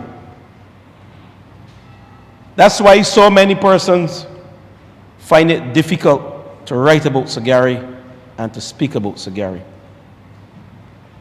I'll begin by sharing my own personal perspective before I get into the writings, because I will speak only for 10 or 15 minutes because we have a number of speakers who indeed adore the legend. And I will say to you, the legend is not out. It still lives on. But as a young cricketer back then, I had the opportunity to play in the Sir Garfield Sobers tournament representing the large school back in those days, in the 80s, Gregory, member for St. Thomas. And it is there that I met Brian Charles Lara. Actually, my school played against a team from Trinidad. And Sir Gary happened to be at that game.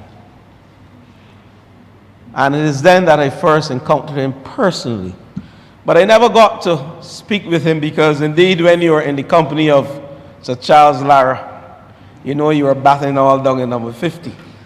Because Sir Gary came then to see Brian Charles Lara. And I recall Lara scored 100 in that game. Now, Loudon had a fast bowler then. But we know very well that cricket, as C.L.R. James acutely defined the meaning of West Indian cricket. And he said that they were representatives of the people. He wrote that West Indies cricketers, and I quote, were not a personage remote to be read about in papers and worshipped from afar. They were all over the place, ready to play in any match and ready to talk. The observation is particularly appropriate when we remember Sir Garfield Sobers. He was never remote. He was always connected to the people. That is part of what made him so powerful. He did not only belong to Kensington, he did not only belong to the Bayland. He belonged to Barbados. He belonged to the Caribbean, the West Indies, and he belonged to the world. Earlier this morning, I mentioned to his son, Daniel, I think it was in the year 2022 that I journeyed to China. I think I was Minister of Commerce and Business then. And I had the opportunity to stay in England for, I think it was a night in the first instance. And I stayed in a hotel down from the High Commission office. And that hotel, when I got to the hotel and I checked in, the owner of the hotel heard I was from Barbados, and he rushed to the front desk, said, "You're from Barbados? I have a lovely room here called the Sir Garfield Sobers Suite that I will put you in. Let me see if it is empty." But it so happened the room was not empty. It was occupied by the most Honourable Desmond Haynes. But little did I know when I returned from China, I stayed in the same hotel for a night. But I had the opportunity to enter the room. And guess who occupied the room that night? Sir Garfield Sobers and his partner, who cooked some lovely Indian food. And I recall that night because I enjoyed the food. And I enjoyed the engagement with Sir Gary and the Most Honourable Desmond Haynes, among some others. And that was the measure of the man. Willing to engage, and asked me how politics was doing me. He said, "You know, politicians have a very difficult job." And there we were discussing my trip to China and what I went to do and how I was doing. And it's there that I opened up with him and I let him know, you know, my dad played cricket with you. My dad was born, I heard the member for St. James South spoke about her dad sharing the same birthday. But my dad shared the same year, 1936. My dad born the 18th of July when Sir Gary born the 20th. So they came along in the same era. And my dad had the opportunity to go to trials for Barbados with the likes of Charlie Griffith, but of course he was not that good to make the team. But nonetheless, cricketers in those days were not just cricketers. And Sir Gary indeed was part of the social fabric of this country. I enjoyed going to Kensington as a member of the BCA and as the president of a cricket club. I still do, go to cricket to listen to the legends, listen to Sir Gary as we sit in the BCA room, the box. Give us stories, and most of it, he would often say how this young man is batting. He needs to adjust his stance. He may get caught in the slip. And that was Sir Gary, commentating from the stand, telling the young men and the young women the challenges with their technique. And we heard of stories how he went to Holders Hill and he was able to correct a flaw in Philo Wallace's batting. That was the measure of the man. The story of Sir Gary, a boy from Barbados, begins not with a knight, not with a national hero, not with a world-famous cricketer. It begins with a boy, a Barbadian boy who discovered that he possessed extraordinary talent and a gift. The boy who would eventually become the man who cricket writers would struggle to describe adequately. C.L.R. James understood the connection between cricket and people, and he used the word identity, dignity to describe Sir Gary. And I think it was Ian Woolworth, who is a wisdom writer. He gave us one of the most beautiful descriptions of Sir Gary.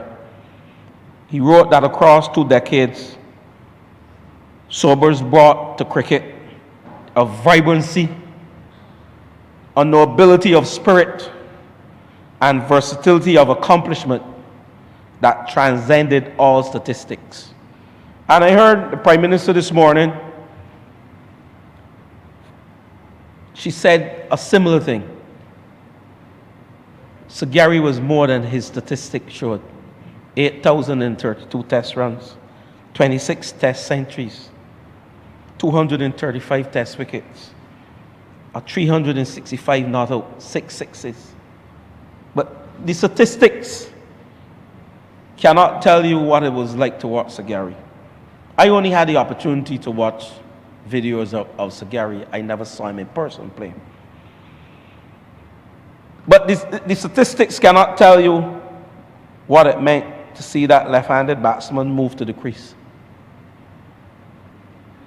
They cannot capture the elegance. They cannot capture the imagination. And they cannot capture the sense that something extraordinary might happen whenever Sobers was involved. That's why Woodward's words are so important. His greatness transcended statistics. When I entered public life in this government in 2018, the first thing I did was to take a portrait of Sir Gary. And I admire all cricketers. Malcolm Marshall is my favorite bowler. I won't say who's the favorite batter.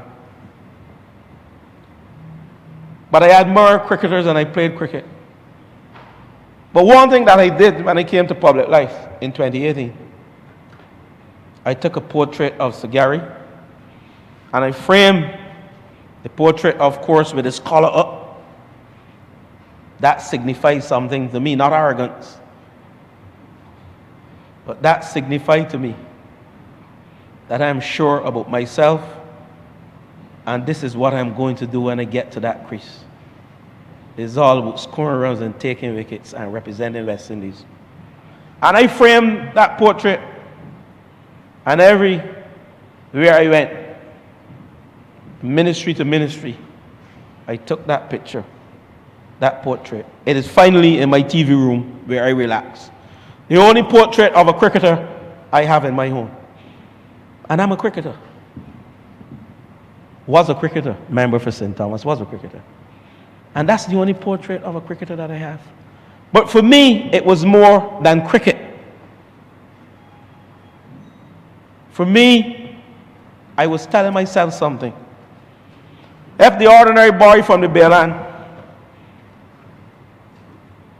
rose to greatness, I was telling myself, and I told myself then, that you in 2018 was chosen by the people to represent them. You in 2018 was given the opportunity by the Prime Minister to become a minister of this government. A poor boy from St. George, Allerton St. George. And I was telling myself, this is my standard bearer here, Sir Gary. And I moved from ministry to ministry with that photo. It gave me not only inspiration, but it gave me the opportunity that when I spoke to those young men in Allerton and Greens, not only about cricket, but about personal excellence and civics, that you can become the best that you aspire to be in whatever field you chose to be. And when I go to the primary schools to conduct motivational talks yearly, I use examples of Sir Gary, and I tell them, the sky is your limit. Reach for the stars. The usual phrases that we say to these young people: if you want to be a carpenter, be the best carpenter there ever was. If you want to be a cricketer, be the Garfield Sobers that there was.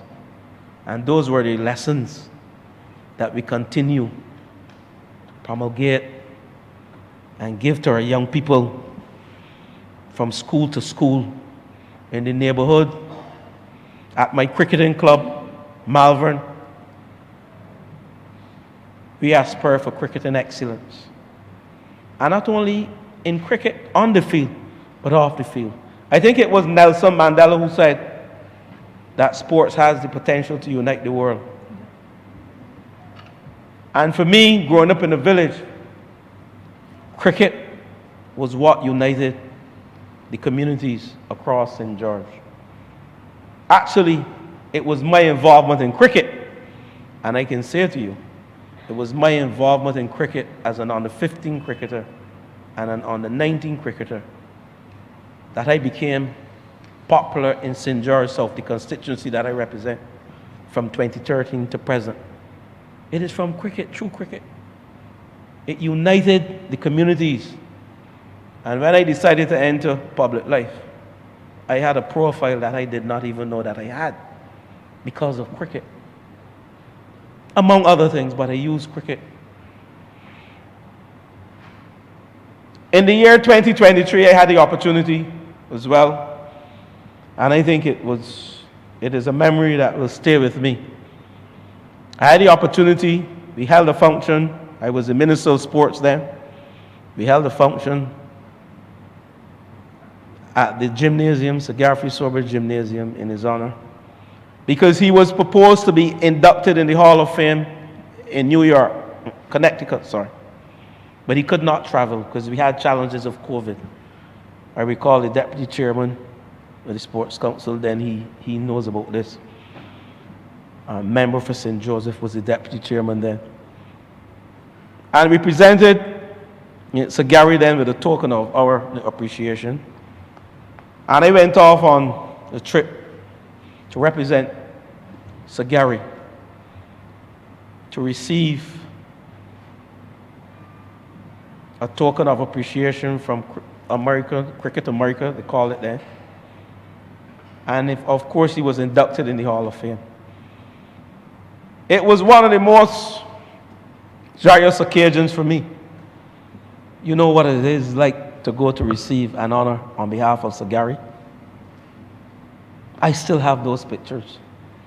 Perhaps I should frame those pictures and place them next to the picture of Sir Gary that I have in my home. That memory will live on with me. Indeed, we went further. During COVID, it was difficult to play sports. And we saw the opportunity at the Sir Garfield Sobers Gymnasium to create something more memorial in his honor. And we remodel one of the rooms, and we called it the Sagarfi Sobers Suite. And that suite, Daniel and family members, that suite has a wallpaper of Sagarfi Sobers, memories of Sagarfi Sobers, stories, as well as cricket photos. And I will invite the family, well, the minister is here, a member for St. John.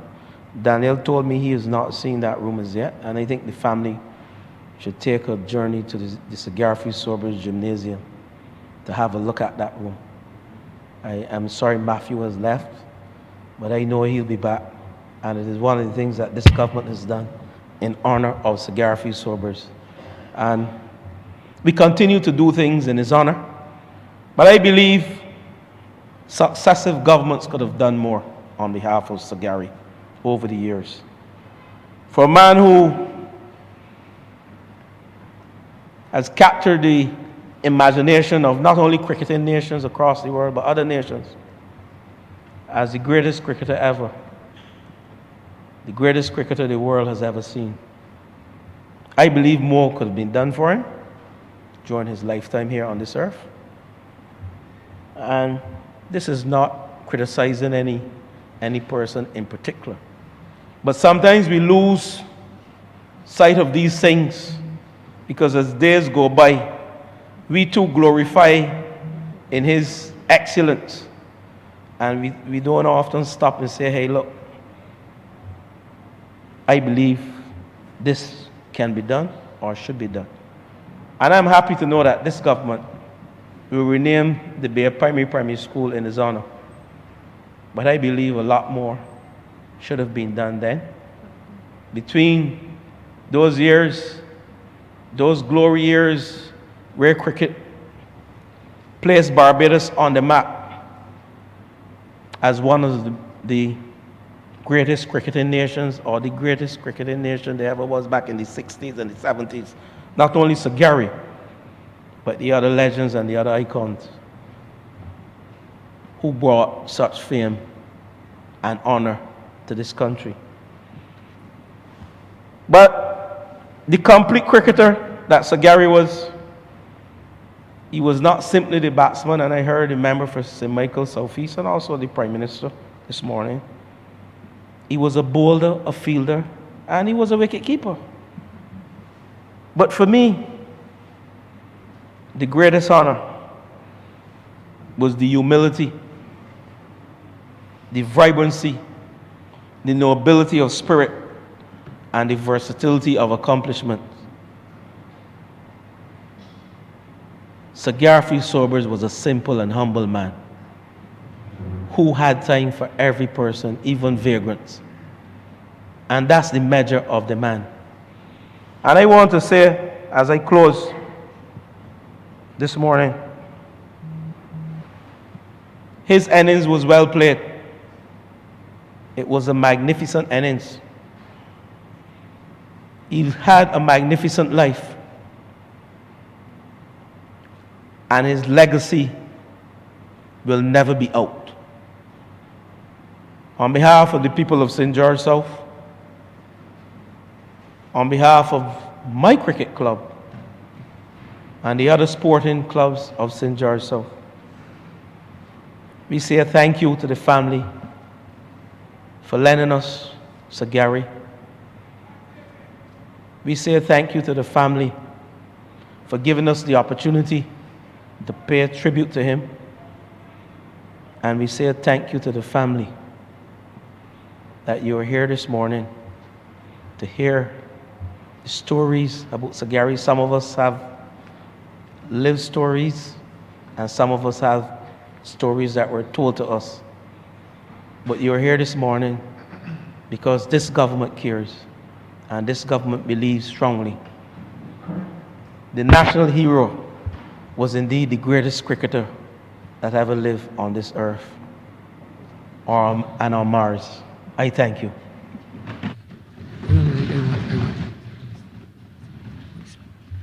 Honourable Member for St. John. Thank you, Mr. Speaker. I too want to rise to pay tribute to the great man. When I took up the role as Minister of Sports, one of the first things I did was to travel to Segarfi's house with Jamal Smith, because at that time, the tournament that carried his name was on pause, and I felt a need to restart that particular tournament. So we went to his home, one, to get his blessings to restart, and two, to make sure that he signed off on that tournament. And a couple of things struck me on that day. The first one was fear, I must say, because when we got to the house, there was a big dog, and he said, no worries, and we proceeded to join him on the inside. The other thing was the fact that we were in the presence of the GOAT in relation to cricket, and I will break that down a little further. And the fact that this man was so humble, and based on all of the information that I would have received before in terms of the fact that he came from humble beginnings, I think that probably was the only thing that he and I had in common. But there's a template that he left on this rock in relation to sportsmen and how they should traverse that journey in sports. Now, my sport is basketball, and the jury is still out in relation to who is the GOAT in basketball. You hear Michael Jordan, you hear Magic Johnson, Kareem Abdul-Jabbar, and it goes on and on. In cricket, from my research and what we in sports call the GOAT, it is very, very evident that Segarfield was that individual. And I will share, Mr. Speaker, from my notes, the attributes of those that we deem to be the GOAT as it relates to sports. And for those persons who are not initiated in sports, GOAT, the greatest of all time.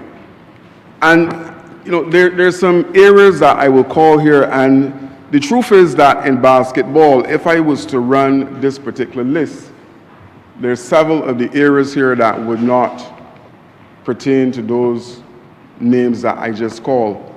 But when I was doing this, I recognized that every single one can be attributed to Segarfield Sobers. One, exceptional performance, and this relates to consistently performing at the highest level against top competition. Box tick. Outstanding achievements, and I don't need to go over that because you would have heard this morning, winning major championships, titles, medals, and setting records. Box tick. Longevity. The fact that he was able to sustain the high level for such a long period of time, maintain elite performance over many years rather than just a short peak. And we know individuals that they come and they impact at a particular point in time and then they fade. This was not so with the great one. Consistency, number 4, delivers excellent results season after season for a prolonged period. Number 5, skill and talent. Clearly, it was embedded in the great one. Display extraordinary technical ability, athleticism, and game intelligence. Number 6, mental toughness. Perform well under pressure and at the biggest moments. And this was part of his forte. Number 7, leadership. Inspires teammates, set high standards, and often elevate those around him. Mr. Speaker, in team sport, and I dabble in coaching at some point in time, you always require one of your players to be that individual to step forth and be able to guide the others to the finish line. Number 8, work ethics and discipline. Demonstrates dedication to training, preparation, and continuous improvement. And from all that we would have read and all that I would have heard, this is something that was innate within Segarfield Sobers. Adaptability.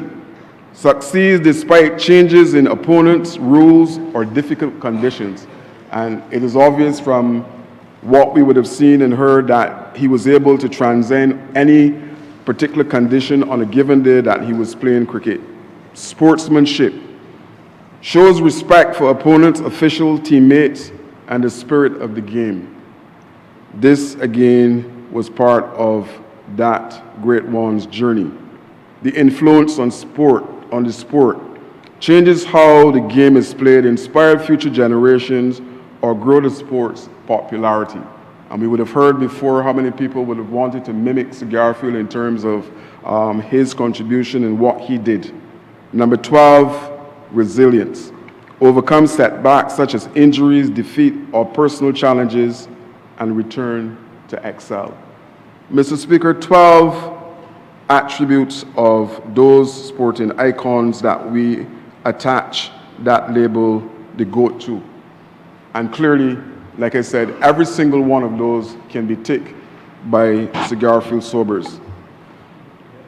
Mr. Speaker, government is cognizant of the fact that cricket is part of our DNA in Barbados, and we are doing some stuff at the Ministry of Sports and as a government to ensure that we are able to have maybe someone emerge in relation to mimicking some of the things that I identify here. The truth is that I'm not sure that we will find that particular cricketer who will hit every single one of these areas that I would have identified. I hope that that is the case, but I know how difficult it is to aspire to hit 12 areas that you can reach the stage of being called a GOAT. But what is it that we're doing? The National Sports Council, we have the Herman Griffith tournament that is up and running. And one of the things that we're doing there is hoping that talent identification, and the Honourable Member for St. James South would have mentioned that talent identification is in place because one of the things that we're trying to do is to unearth those diamonds in the rough to make sure that we can have the continuity of cricket being played on island at a very high standard. One of the other things that the government is doing, we have started the process of developing the old Blenheim Sports Council complex where we have 5 practice pitches at that location, in addition to 2 bowling machines and video cameras, to make it possible that those youngsters who are really interested in cricket will have a location, a facility where they can go and practice to the highest level. I heard one of the honourable members before who mentioned the fact that Sir Garfield's mode of transportation back then was a bicycle. Now we have individuals who are going to practice and being dropped off by the most expensive rides.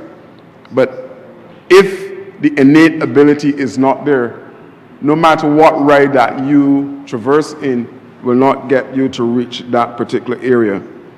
And I want our youngsters on island who are involved not only in cricket, but other areas of sports to see what is possible in relation to dedication, what is possible to, if you believe in yourself, what can happen at the end of the day. And I'm absolutely sure that Sir Garfield, when he started out, that this was not necessarily his end game, to be now a national hero and for us to treat him with the type of respect that he truly deserved.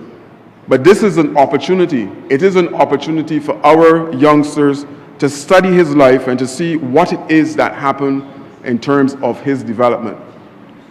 One of the first things that I asked for, Mr. Speaker, when I became Minister of Sports, and right now government would have spent in excess of $50 million in relation to infrastructural development on island. And one of the things that I asked for, one of the things that I'm asking private sector to partner with government to do is to construct and establish a National Sports Hall of Fame. I believe, Mr. Speaker, that the time is right for us to be able to have that Hall of Fame on the landscape in this country.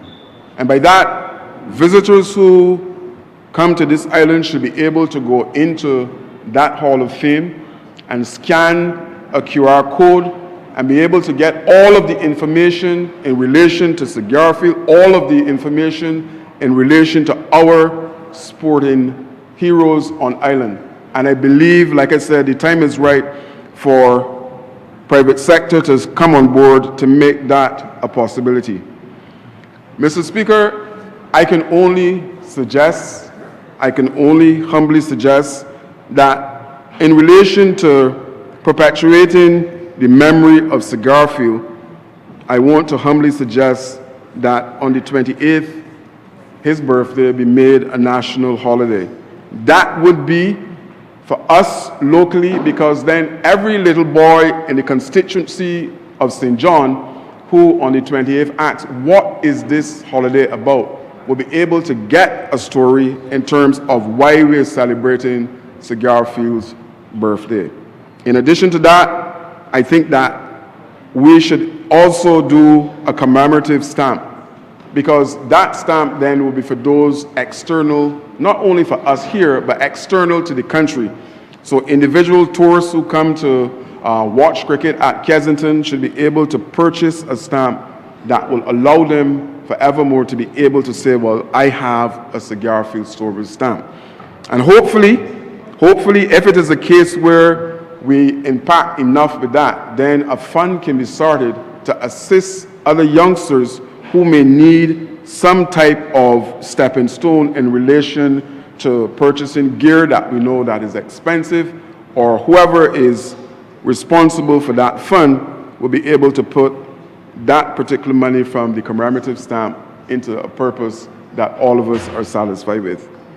Mr. Speaker, sports is big. Sports is $1 billion industry. I can only imagine at this point in time where we have the CPL, IPL, and all of these different things, what would have happened if we had Sir Garfield participating in those tournaments.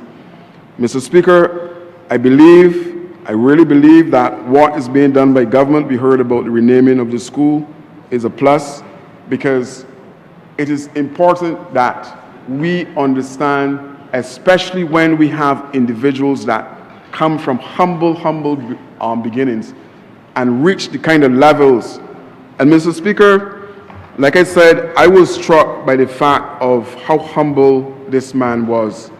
And when we walk on this island and you see individuals with letters before and after their name, and you see them moving and walking as if they're on cloud nine, it makes you wonder how come that a man who achieves so much more than they can ever achieve with their letters, either before or after, was able to remain humble and be able to share his knowledge with cricketers as well. And we heard Brian Lara at the funeral indicating the fact of how Sir Garfield was able to share with him things in relation to his batting. So it is a case where his knowledge was not in a silo, and he believed, well, this is me, I have achieved, and then I'm hoarding all the information for myself. He was prepared to share that knowledge to better some of our cricketers who also reach the international level. And I think that that is the hallmark of a man who understood that I was able to climb up the ladder, and I'm not going to kick it down. I'm going to share my information with those who came before me. Mr. Speaker, I plan to make a short intervention here to pay tribute, and I want to close by saying, may his soul rest in eternal peace, and may his memories be that glorious for all of us in relation to his work. I thank you. I am obliged. Honourable Member for St. Thomas.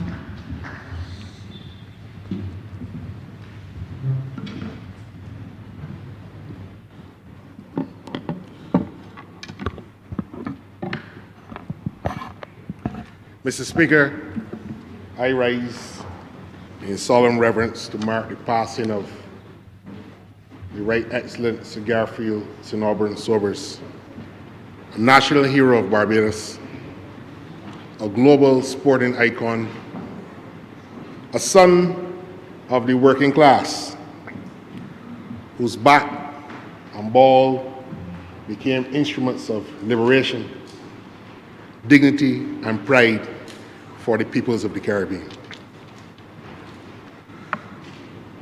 It is universally acknowledged that the Right Excellent Sir Garfield Sobers was indeed the greatest cricketer that the world has ever seen. And some would be tempted to argue that he was something far more than the world's greatest cricketer. And why do I place that statement, which may sound like a paradox at the beginning of my tribute, sir? I come today, sir, to make this tribute and confess that I am a convert and strong believer and committed to the school of the great man C.L.R. James, who wrote in that famous book, Beyond the Boundary, what do they know of cricket who only cricket know? He was obviously then inspired by Kipling's poem, The English Flag, which was written before that book by C.L.R. James to celebrate the British Empire and its global reach. But what C.L.R. James meant when he said, what do they know of cricket who only cricket know, was that if you truly understood the game, you're not just looking at the scores and the rules or the performances of the players. To know cricket, you must understand the history, the politics, the race, and the society, because it represented something far more transcendent. And Sir Garfield, if I may call him that for the rest of this tribute, was more symbolical than cricket. He was the first internationally global icon that this nation has ever produced, and indeed our West Indian society has produced. 3 years before Sir Garfield Sobers was born here in Barbados, one of the first great West Indian cricketers, Sir Larry Constantine, wrote a book, his autobiography called Cricket and I. And in that book, Mr. Speaker, he said that cricket was the most glaring example of a black man being kept in his place. And that is the first thing that we will change. It was an affirmation that those great cricketers understood that it was more than a game. It was a sport introduced by the colonizer, a sport designed to reinforce the imperial hierarchies and enforce cultural domination. For decades, it remained the preserve of the elites. In the very community in the Bayland in which Sir Garfield was born and raised, the sectors of sporting domination stood all around him. The Garrison, the Wanderers Cricket Club. He could not, and St. Anne's Fort. He could not enter into those institutions to play any sport. Indeed, when he played cricket for Barbados, he did not have the liberty of walking through the gate at the Pickwick Pavilion to go onto the field, because the professionals, as they were then called, were separated from the merchant and planter class elite that ran the Caribbean Society and indeed Barbados and owned the Pickwick Club. They had to walk through the back door, go through between the two stands to enter the field, because only the entrance to the field was the preserve of the whites. And I begin this way because Sir Garfield transcended that. How can a dismembered people be remembered? How can they relaunch themselves from a world of non-being in a colonial era into a world of being? How can these peoples recapture their social and historical identity? How can they recapture their language and their knowledge systems? It is a fact, sir, that the dismemberment of the colonial peoples who suffered for hundreds of years under a system of slavery, and then in a process after slavery, prior to independence, an era in which Sir Garfield was born. That dismemberment simultaneously fueled the development of Europe, but also dislocated the African peoples from the continent and fragmented us into a number of Caribbean societies. This was the social era in which Cigarfield emerged. But in the Caribbean, sir, cricket is indeed more profound than that. While it is true that our societies have been transformed by cricket, it is fair to say that cricket has been transformed by the Caribbean society.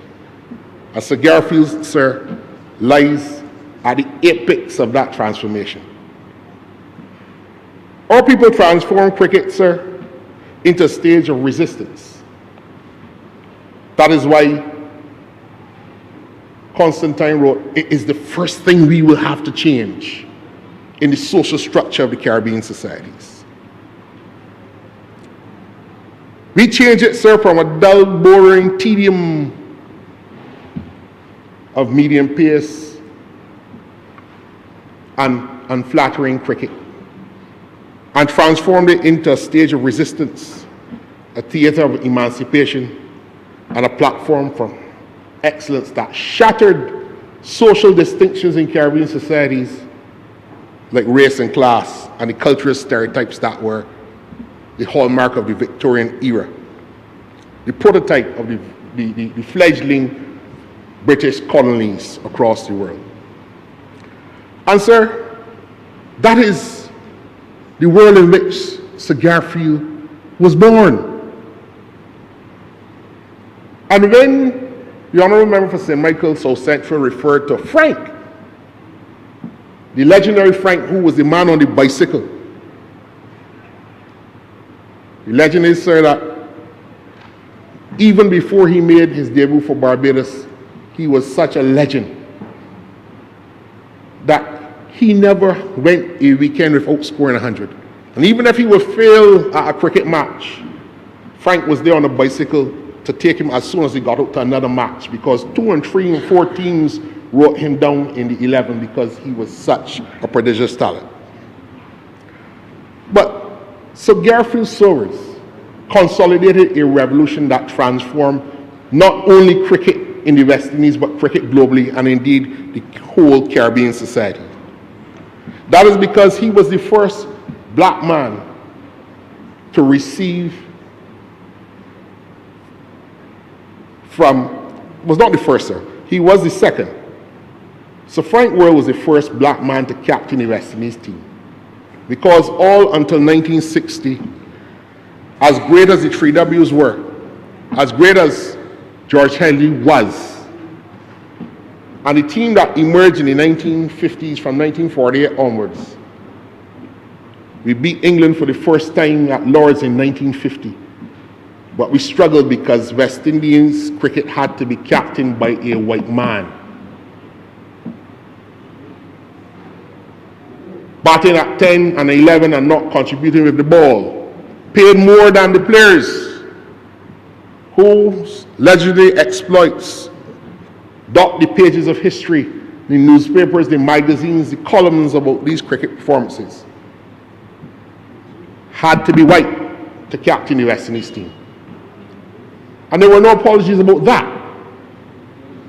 But Sir Frank Worrell, sir, who must be credited in the Cigarfield Sobers story, became the first black captain of the West Indies team in 1960. Sir Frank mentored Sir Gary.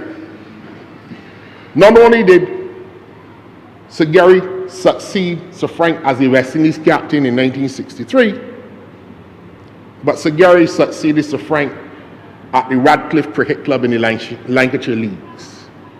And many, many stories are told and written in the biographies of both Sir Frank and Sir Gary as to how that father figure, that mentorship,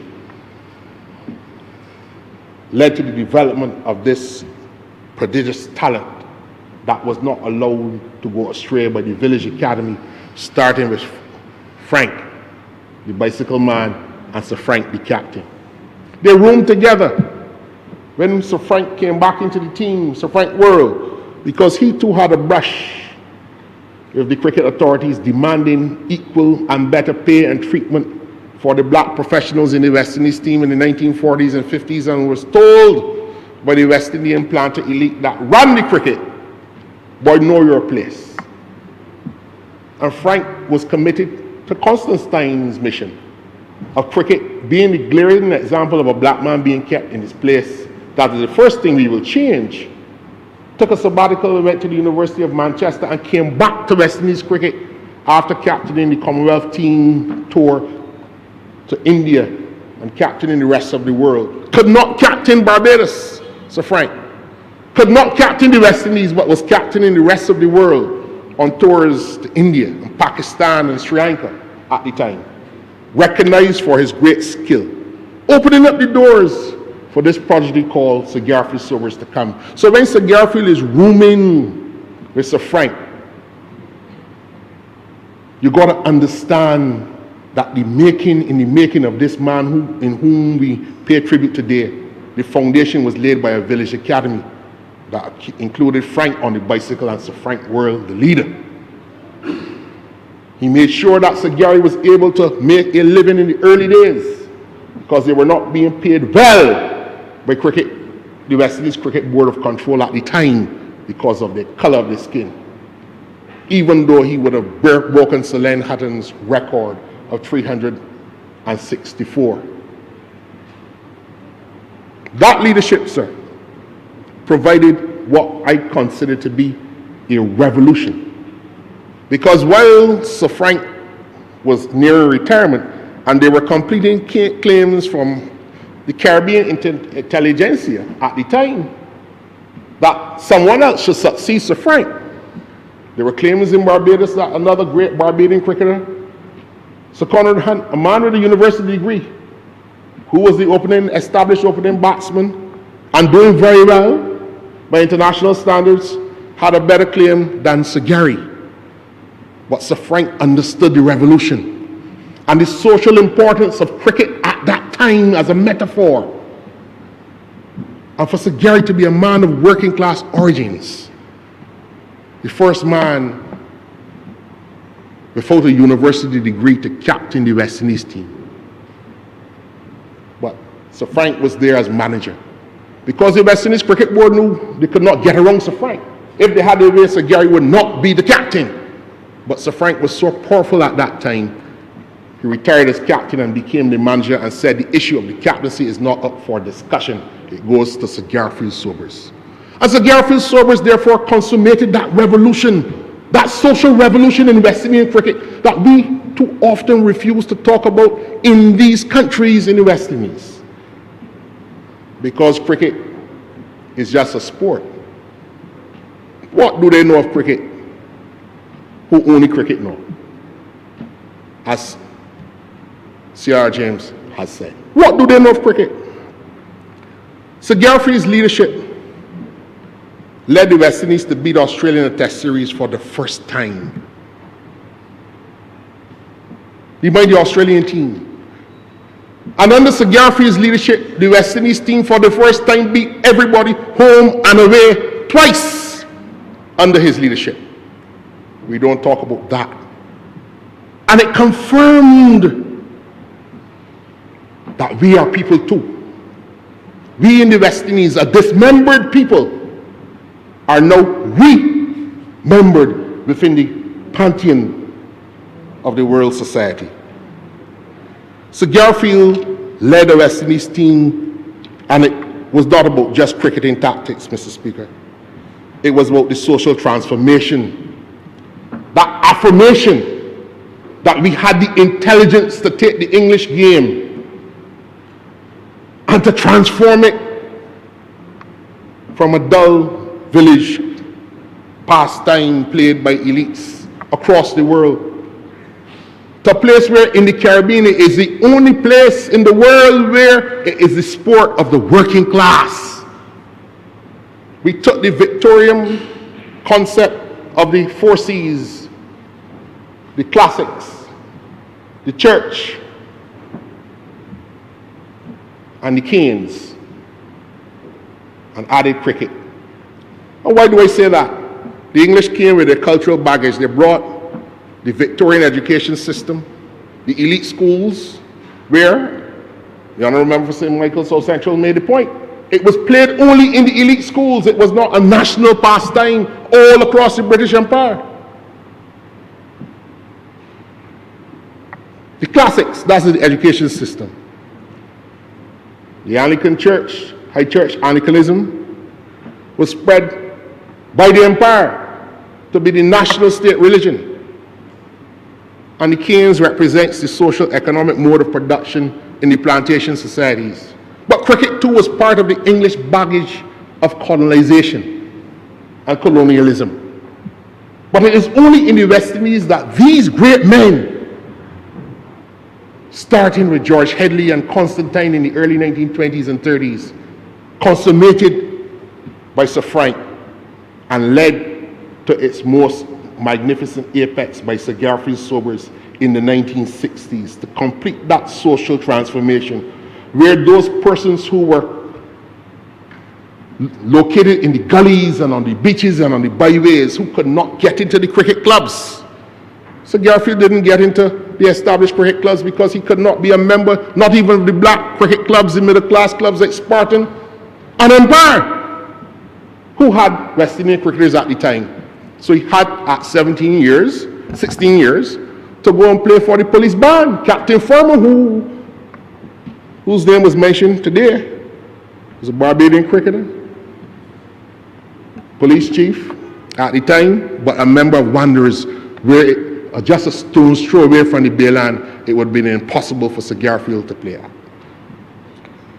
But these great men led that transformation, Mr. Speaker. Sir Garfield's cricket, sir, was bold and exciting and enthralling, sir. He played with artistry. If you watch the videos, you see a languidness, a powerful languidness, redefining what the game could be. 6 sixes in an over, effortless batting, never committing to the front foot, the mastery of bowling, the leopard-like movements in the field to catch close to the wicket or at any other point. These were not just feats of sports. They were declarations of freedom. A freedom in which he evolved in a society that did not afford him at the time the ability to make a living off the game that he became the best in the world. Sir Frank, Sir Gary, and those titans, they told the world that black people and brown people of the Caribbean, once enslaved, once colonized, could reach the halcyon heights of international cricket. And no one in the world did it better than Sir Gary. They broke, sir, the colonial mood, turning the game into Caribbean identity, resilience, and creativity. And it forced the world to change the rules.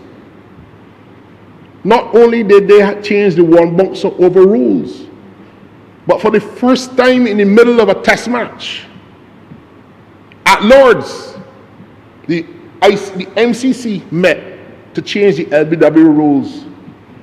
I believe it would be Gravely and them came up with big pads to blunt the West Indian bowlers, and the umpires refused to give them up because they changed the rules in the middle of the game because these people from the colonies were beating them at their own game. These are stories, Mr. Speaker, that we do not tell often enough because the rules of international law, morality, the conduct of war, the conduct of business and finance are often changed to our disadvantage, and that has never changed.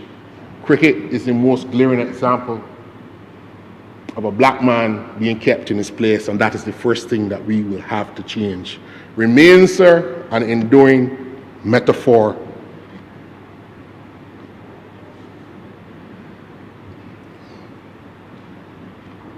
Sir Garfield, therefore, was more than a cricketer.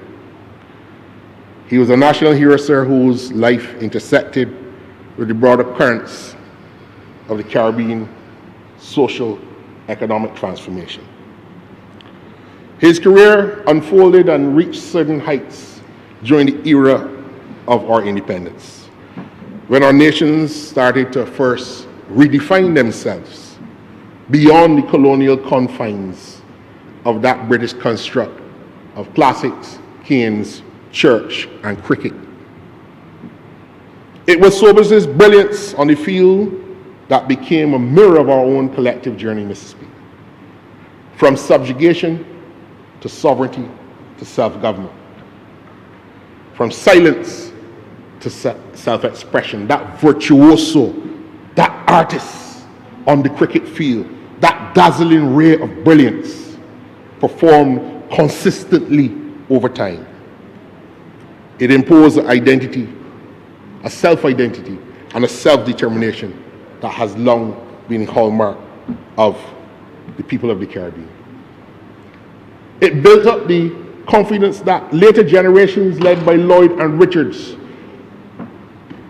in the early days, sir, after independence and self-government came to the Caribbean nations to lead the world in resistance to the continuing of the colonial experiment long past, the time when the world recognized that injustice was still the order of the day. Mr. Speaker, in mourning the Right Excellent Sir Garfield Sobers, this Parliament today celebrates a life that was both extraordinary and emblematic. He was the finest cricketer the world has ever seen, Mr. Speaker. But more importantly, he was the symbol of a Caribbean culture, a Caribbean vibe, a Caribbean ethos, a spirit that carried the hopes of many people of the region, and I hope will remain an enduring symbol of who we are. He was a national hero whose life intersected the broader dimensions of the Caribbean political and social transformation.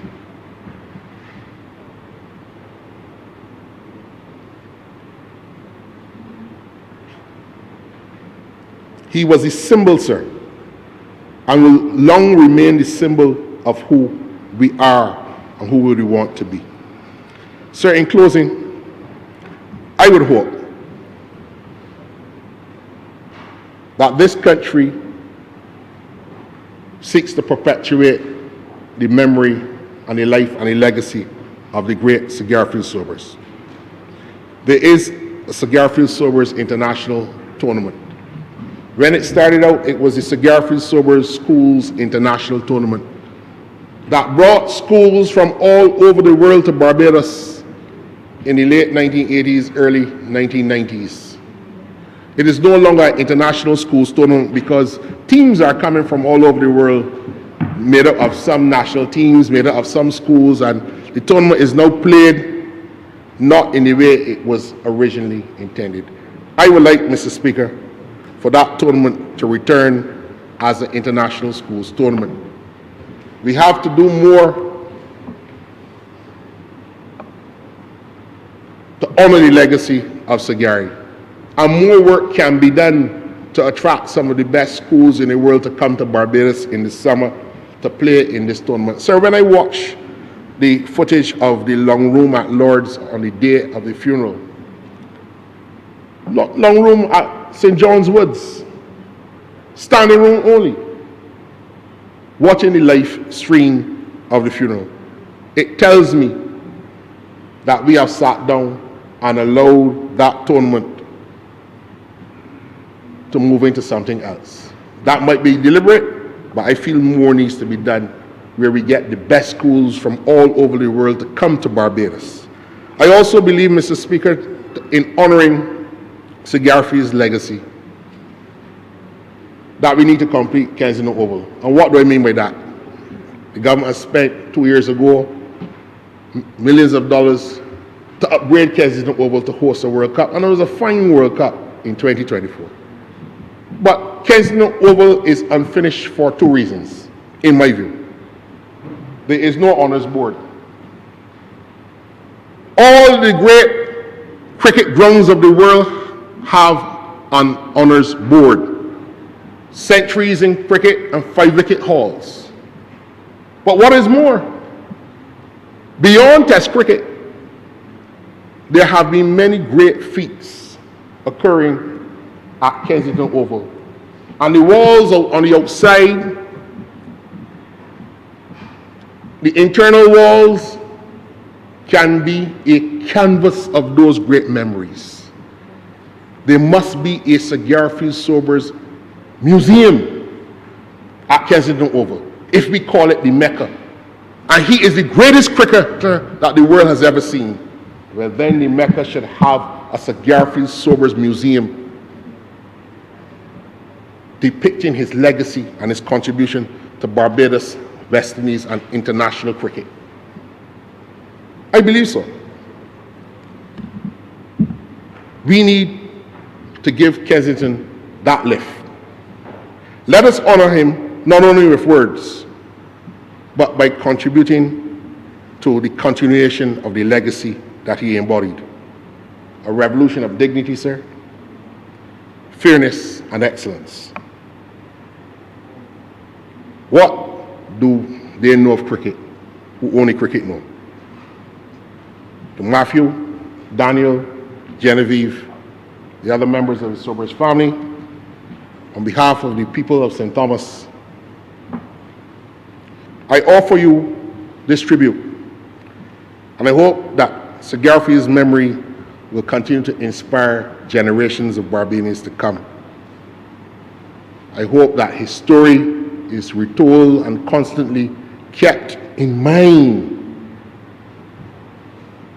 as to how a dismembered people became remembered and reordered within the world society, from a colonial legacy to the heights of global excellence. May the Right Excellent Sir Garfield Sobers rest in eternal peace. I'm obliged to you, Mr. Speaker.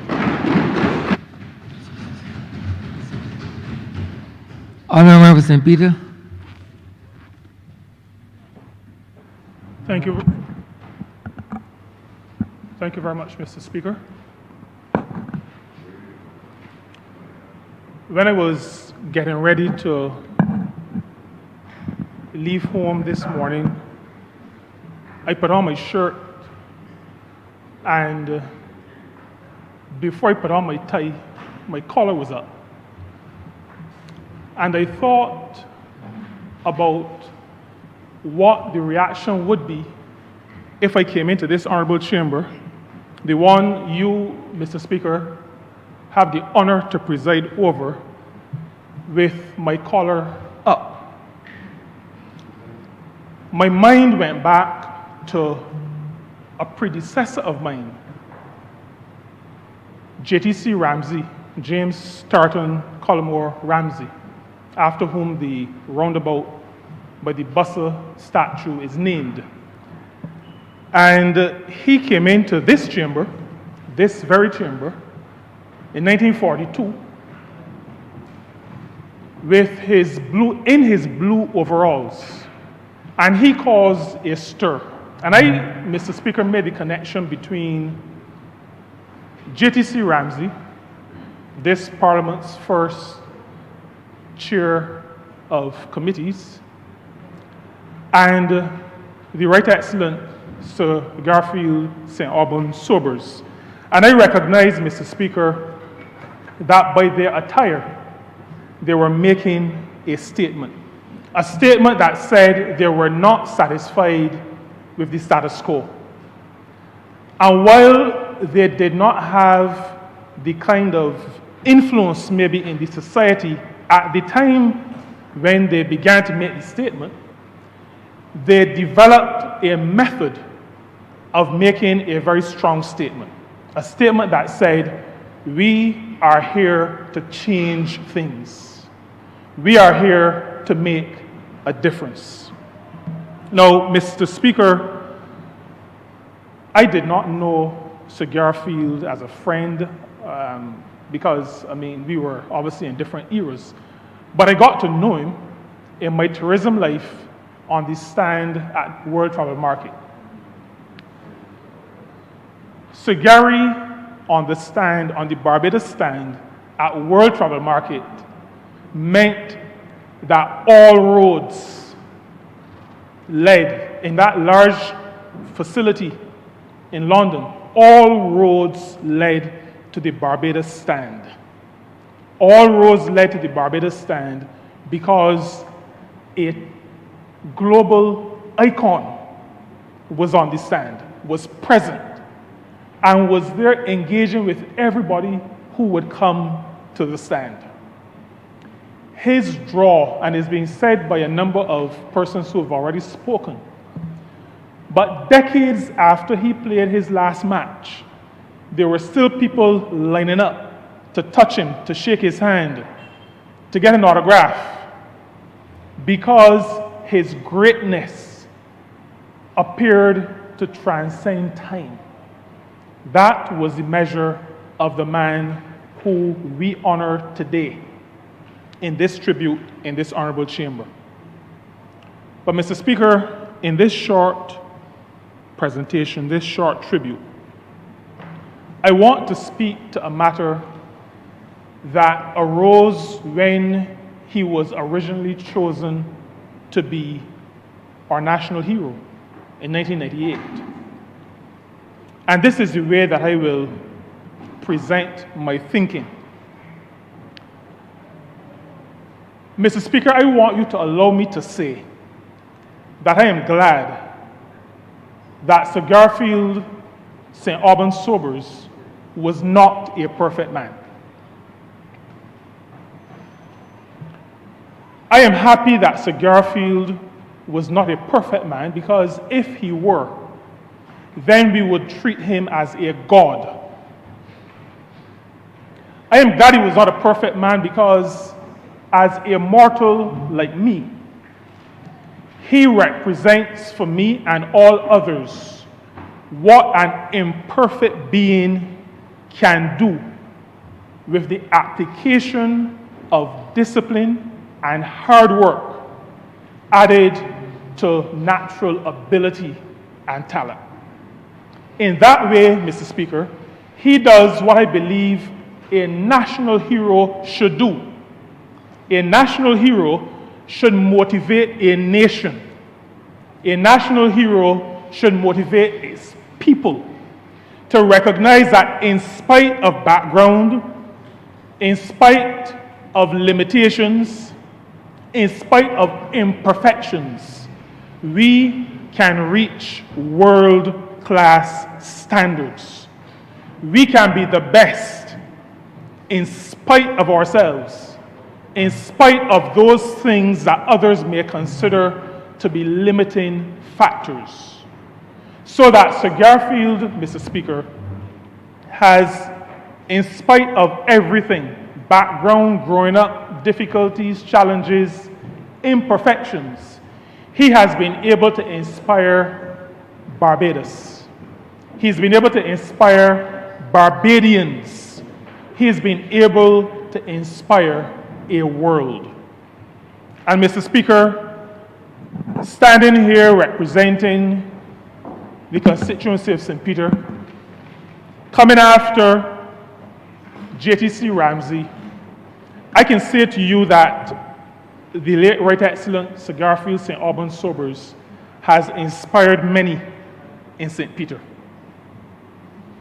Sir Garfield Sobers inspired great cricketers like Keith Boyce, with whom he played for a short time. Inspired Keith Boyce. Sir Garfield inspired Gordon Greenidge. These are all cricketers from St. Peter. Sir Garfield inspired Pamela Levine, Mark Levine, Pedro Collins, Corey Cullimore, Kirk Edwards, Omar Phillips. Sir Garfield Sobers is still inspiring constituents who I represent. And so, Mr. Speaker, I can tell you that the CJM ASAP Builders Boscobel, this is now a Division I cricket team, is also inspired by the exploits, by the example of our late national hero, Sir Garfield St. Albans Sobers. We believe, Mr. Speaker, that greatness is represented both by what a great person presents and gives, but greatness is also represented by the legacy that a great person leaves, how that person inspires others to their own greatness, how that great person is able to influence others to such a degree that those other persons are relentless in their pursuit of excellence. I, Mr. Speaker, on behalf of the people that I represent, those of St. Peter, in the north of the country, far away from where Sir Garfield was born, where he grew up, where he played cricket. He played a lot of cricket in St. Philip. From a people far away from the physical presence of Sir Garfield, I commend his greatness. I commend his humility. I commend his impact. I commend the fact that he was able to bring along with him many others. I commend that approach to all Barbadians, all Caribbean people, to the people of the world. And I say simply to this honorable chamber through you, Mr. Speaker, and to his family through you, that the gift that Sir Garfield is to this country will live on in our hearts. He will continue to inspire us to greatness. He will continue to inspire in us a desire for excellence. He will continue to be for us a guiding star, an imperfect man who can draw out of us excellence and a determination to make an impact in our societies, in this country, and in our world. I'm obliged to you, Mr. Speaker. Honourable Sir Michael North. Thank you. Thank you, Mr. Speaker.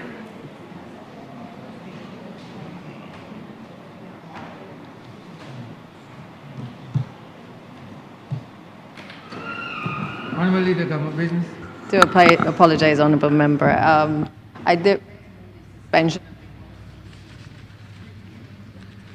The question is that this honourable chamber be suspended until 3 p.m. All those honourable members in favour, please say aye. Those against, please say no. Me think the ayes have it. This honourable chamber stands suspended until 3 p.m.